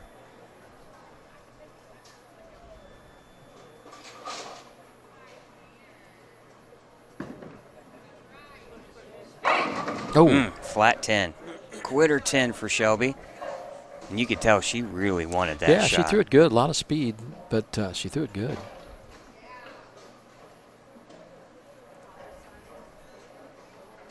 And really, it's so far, Mike, it came down to that 9th frame in the first game where she just was her really first errant shot of the game. She leaves a 310. And she just looked uncomfortable. She looked yeah. uncomfortable, yeah. And she had all the control going into that point.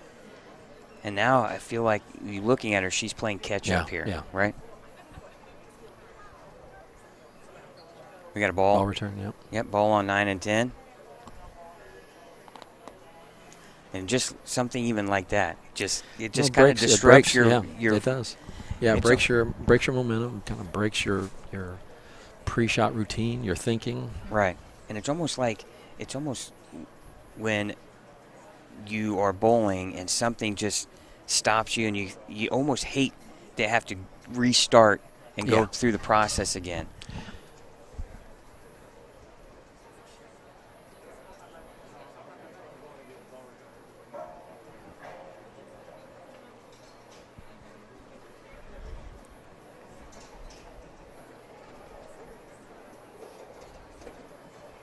Now she'll just need to reset herself, and I think she's already got her thinking done on what she wants to do, and deep breath, and she'll set up, and off she goes. Well, this is a big shot here in the 6th frame. Down 2 pins. Needs to get back on the strikes. Great shot. Yeah, she's so much cleaner with this ball. You can tell she's just at the bottom so much confident with what it's going to do. She threw that quite a bit in qualifying and early on in match play.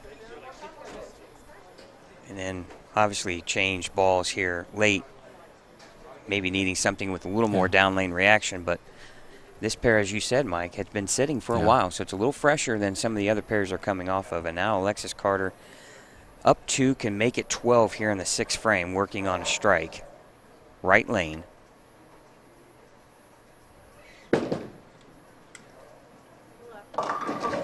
And, big break there. Yep. She's broken up the 310 a couple occasions here, leaving just the 3. Fortunate.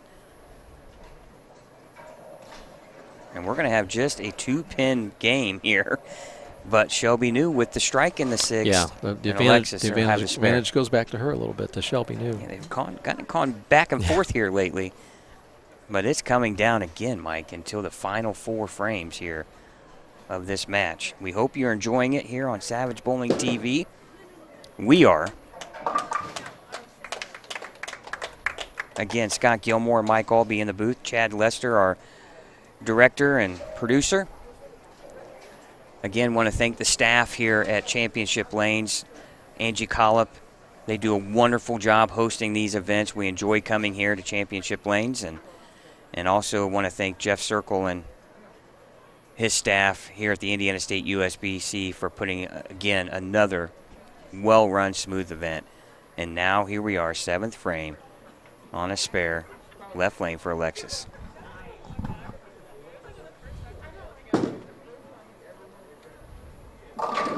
Ball comes in. Oh, tickles the head pin, and they all go down.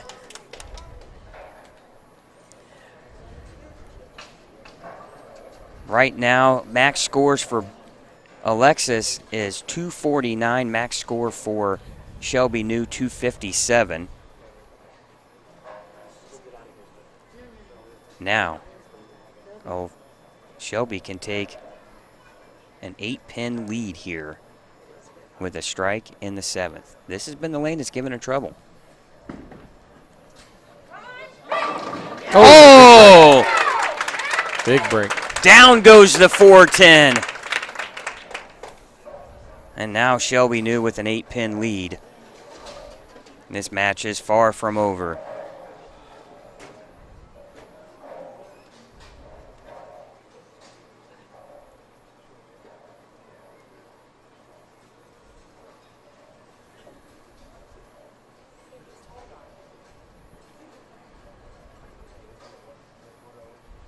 And Now left lane, 8th frame.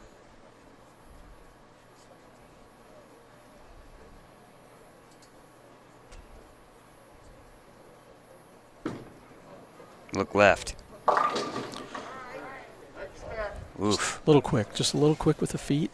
Yeah. And wasn't able to get the ball out in front of her a little bit there, but started it too quick. 3-9 Tough here. one. That's a tough spare. Especially this late with everything at stake. Wasting no time.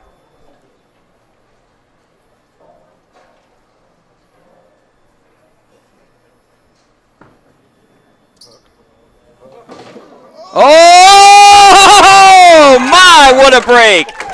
That's a little different way to go about that, but oh my goodness. Wow, I've never seen that, I don't believe. I have not. And especially in the position it is, but the advantage now, Alexis has the hammer. You know, she's got the strike up still, so. That would have made the 3-7-9. Unbelievable. Now, Alexis Carter here with a strike in the 7th. She can retake the lead here in the 8th. Oh, and she rips the rack.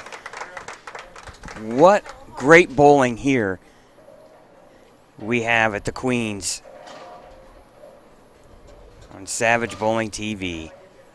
We couldn't be more lucky. Yeah, here, if you don't strike in the 9th, either one of them, you don't control your destiny any longer. It's just unbelievable.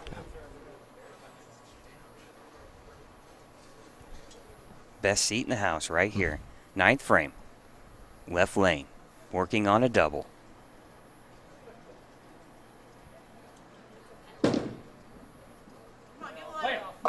Oh, 10 back. What a shot. Well, like I said, she now controls her own destiny. And husband Derek loved every one of those. Alexis' biggest fan. Now Shelby knew with all the pressure back on her, 9th frame. Yeah, she needs this.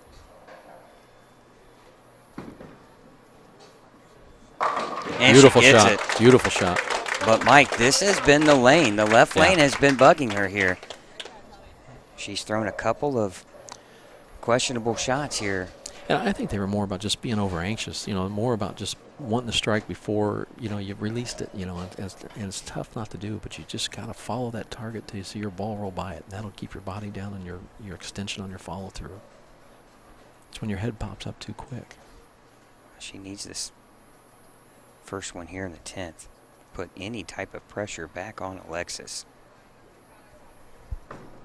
Should give it a chance. Oh, what a shot. Oh, great timing. What a beautiful shot.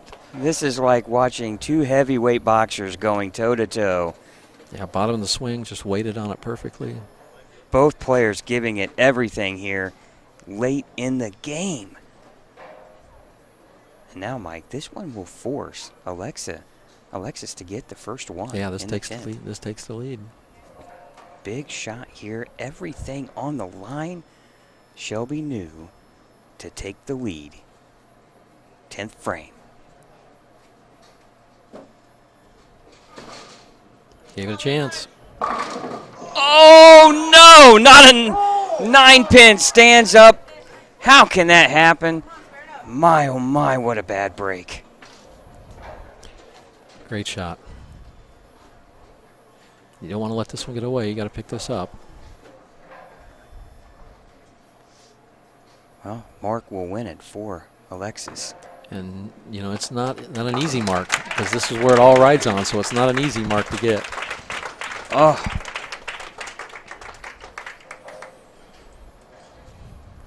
Not much you can do there. All you can do, Mike, is throw it in the pocket. She did that. The pins didn't cooperate. But now Alexis Carter, can she become a 2-time champion of the Indiana Queens? Now, she can only lose so much count on a mark.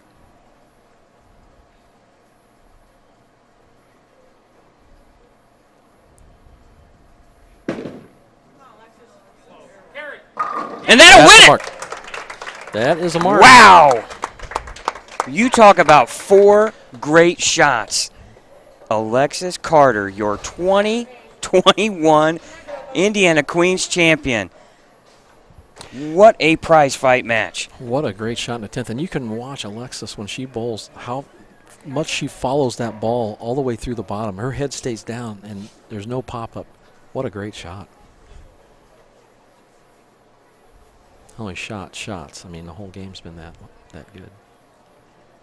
We wondered who could stand up to Shelby New.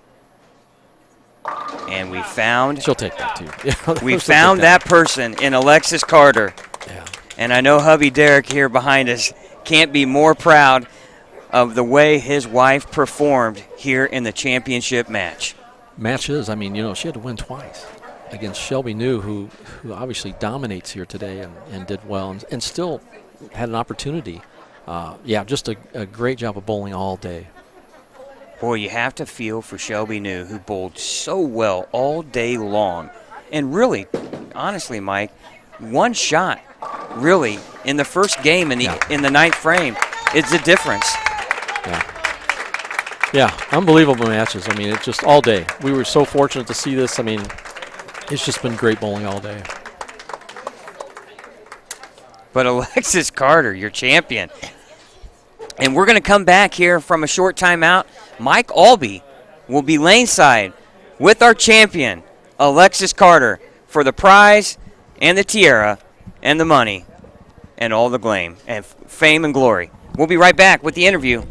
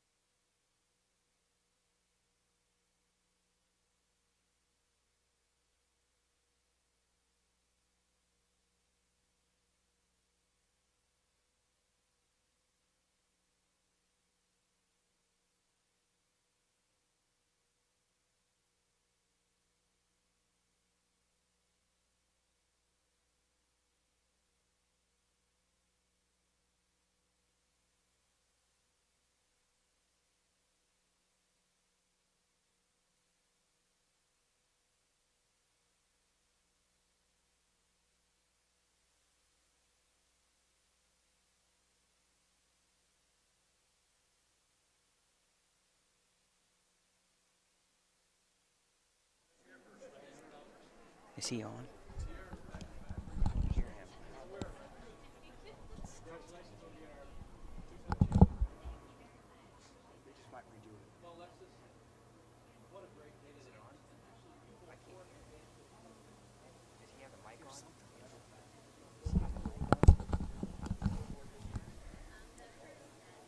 Do we need to stop him?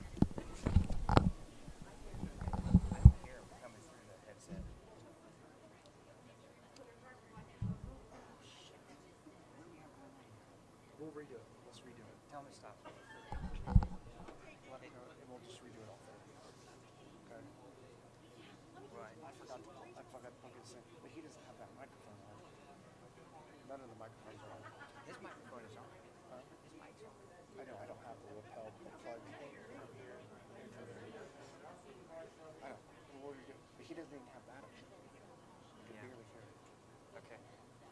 Well, we need to stop him so that way we can redo it.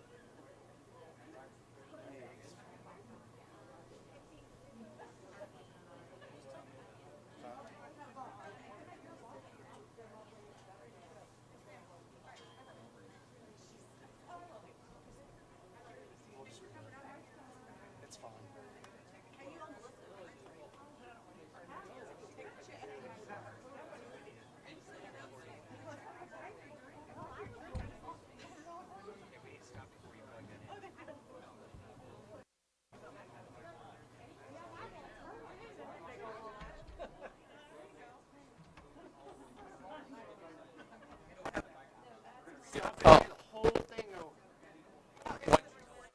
Because I didn't want to stop. You don't have the microphone on. You don't have to. You don't have to worry about it. We're gonna start from. I'll ask you new questions. We're gonna start brand new. I'll ask you new questions. Oh, it's my mistake. Where's our producer here? So now you're a little more tired. There Right, you go. exactly. Oh, sorry. No, it's my fault. I was supposed to turn it on apparently. They didn't tell me that part. Testing 1, 2, 3. Oh, now you're gonna check. Hello. Okay. Testing 1, 2, 3. We're good? Okay. Are you ready? All right. Well, welcome back. Here we are at Anderson, Indiana, at Championship Lanes with the Queen's Champion for 2021, Alexis Carter. And Carrie, you have some winning items for our new champion. Yes, we do. We have a trophy here for your thing here. Your tiara is back in the back for picture taking. And a check for $1,200 from the Indiana State USBC. Awesome. Thank you very much. Congratulations, great bowling. Thank you. Alexis, congratulations on your second Queen's Championship and defeating last year's champion, Shelby New. But you look so calm out there bowling today. How did it feel? I mean, there was no up and down for you. You just looked solid and going about work time after time. Are you that relaxed inside? I am definitely not that relaxed on the inside. We used to coach high school, my husband and I, and we kind of enforced with our female team that, keep the emotions in check. You can say whatever you want to when you get off the lanes in the car. So I'm sure that my emotions may come out once I get in my car and ready to drive home. But as far as throwing each shot, I don't know if you can tell, but I take 1 or 2 really deep breaths and really long. So it helps relax the nerves a little bit. So. Well, I thought another amazing point about today's championship for you was that you actually bowled the second round of qualifying as well, which is an extra 4 games and 3 hours of bowling, more than a lot of the other competitors did. How are you able to stay physically shape into that and until get to the title match and win? I'm very tired. I'm exhausted. My legs hurt. My arms hurt. My body hurts. But I really, I didn't think I was going to make it after the first round, after the first bowling, the first set of qualifying. So I just had to give myself another shot, and it paid out. And I'm really thankful that everything worked out to my advantage today. One last thing, I'll give you the floor here to say. Yeah, I think you've got some people you probably want to thank and say hello to, probably your family, but because I know your husband, you guys were working as a great team and did a great job. You obviously threw it, but I think he helped you kind of calm down maybe a little bit, and also with your grip a little bit, maybe some things. But I'll give the floor to you to say what you did. want to. Thanks so much, everybody. Thanks to my husband, Derek Carter. Really fun, just fun to be here, and really appreciate the fact that he's here and he can help with ball selection, because because I don't know what balls I have. I don't know what they do. And that's why Derek is here to tell me what to throw. So I'm a good listener, and I just listen to what he says. You guys are a great team, and congratulations on your second you. Queen's Championship. You're a great champion. We'll hope to see you back for the defending championship next year. Indeed. Carrie, thanks to USBC. Thank you. What a great tournament. Back to Scott. Thank you. Thank you.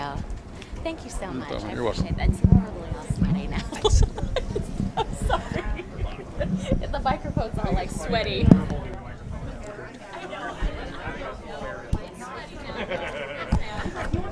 All right, we're back here in the booth, and again, we want to congratulate Alexis Carter on the 2021 Queen's Championship, and Mike, really just an easygoing individual there, and I tell you, again, we called her the silent assassin because she just doesn't say a lot, she doesn't show a lot, but her bowling tells the entire story. Wow, I mean, what great shots she made. I mean, all day. And to bowl, like I said, bowl an extra round, extra 3 hours of bowling when, you have all this left over. She's got to be exhausted. And to go into a match against Shelby New, the defending champion, who was very dominant here all day. I mean, what a challenge, and to actually come out with the title is just a wonderful feat. Great champion, but Shelby New as well. Yeah, you have to feel for Shelby New, who really bowled so well this entire tournament and gets into the championship match undefeated, and Alexis has to beat her twice, and she gets in the 9th frame of game number 1 and left the 3-10 split, missed it, and that seemed to give all the momentum into Alexis's favor, and really Alexis rode that all the way into the title, and really that was the difference because Shelby bowled really well. She did. Alexis just bowled just a little bit better. Yeah, I mean, Shelby made the ball moves she needed to make. Just that one shot there late in each game that kind of got away from her a little bit. And but it's Alexis just kept putting it in the pocket and kept putting it in the pocket and doing what she needed to do to win. Well, you couldn't ask for anything more than what this year's Queens delivered. We didn't know, could we top 2020? And we might have here with what an incredible title match it was. And for Chad Lester, our producer-director, Mike Albee, we want to thank you for watching the 2021 Indiana Queens here on Savage Bowling TV. Alexis Carter now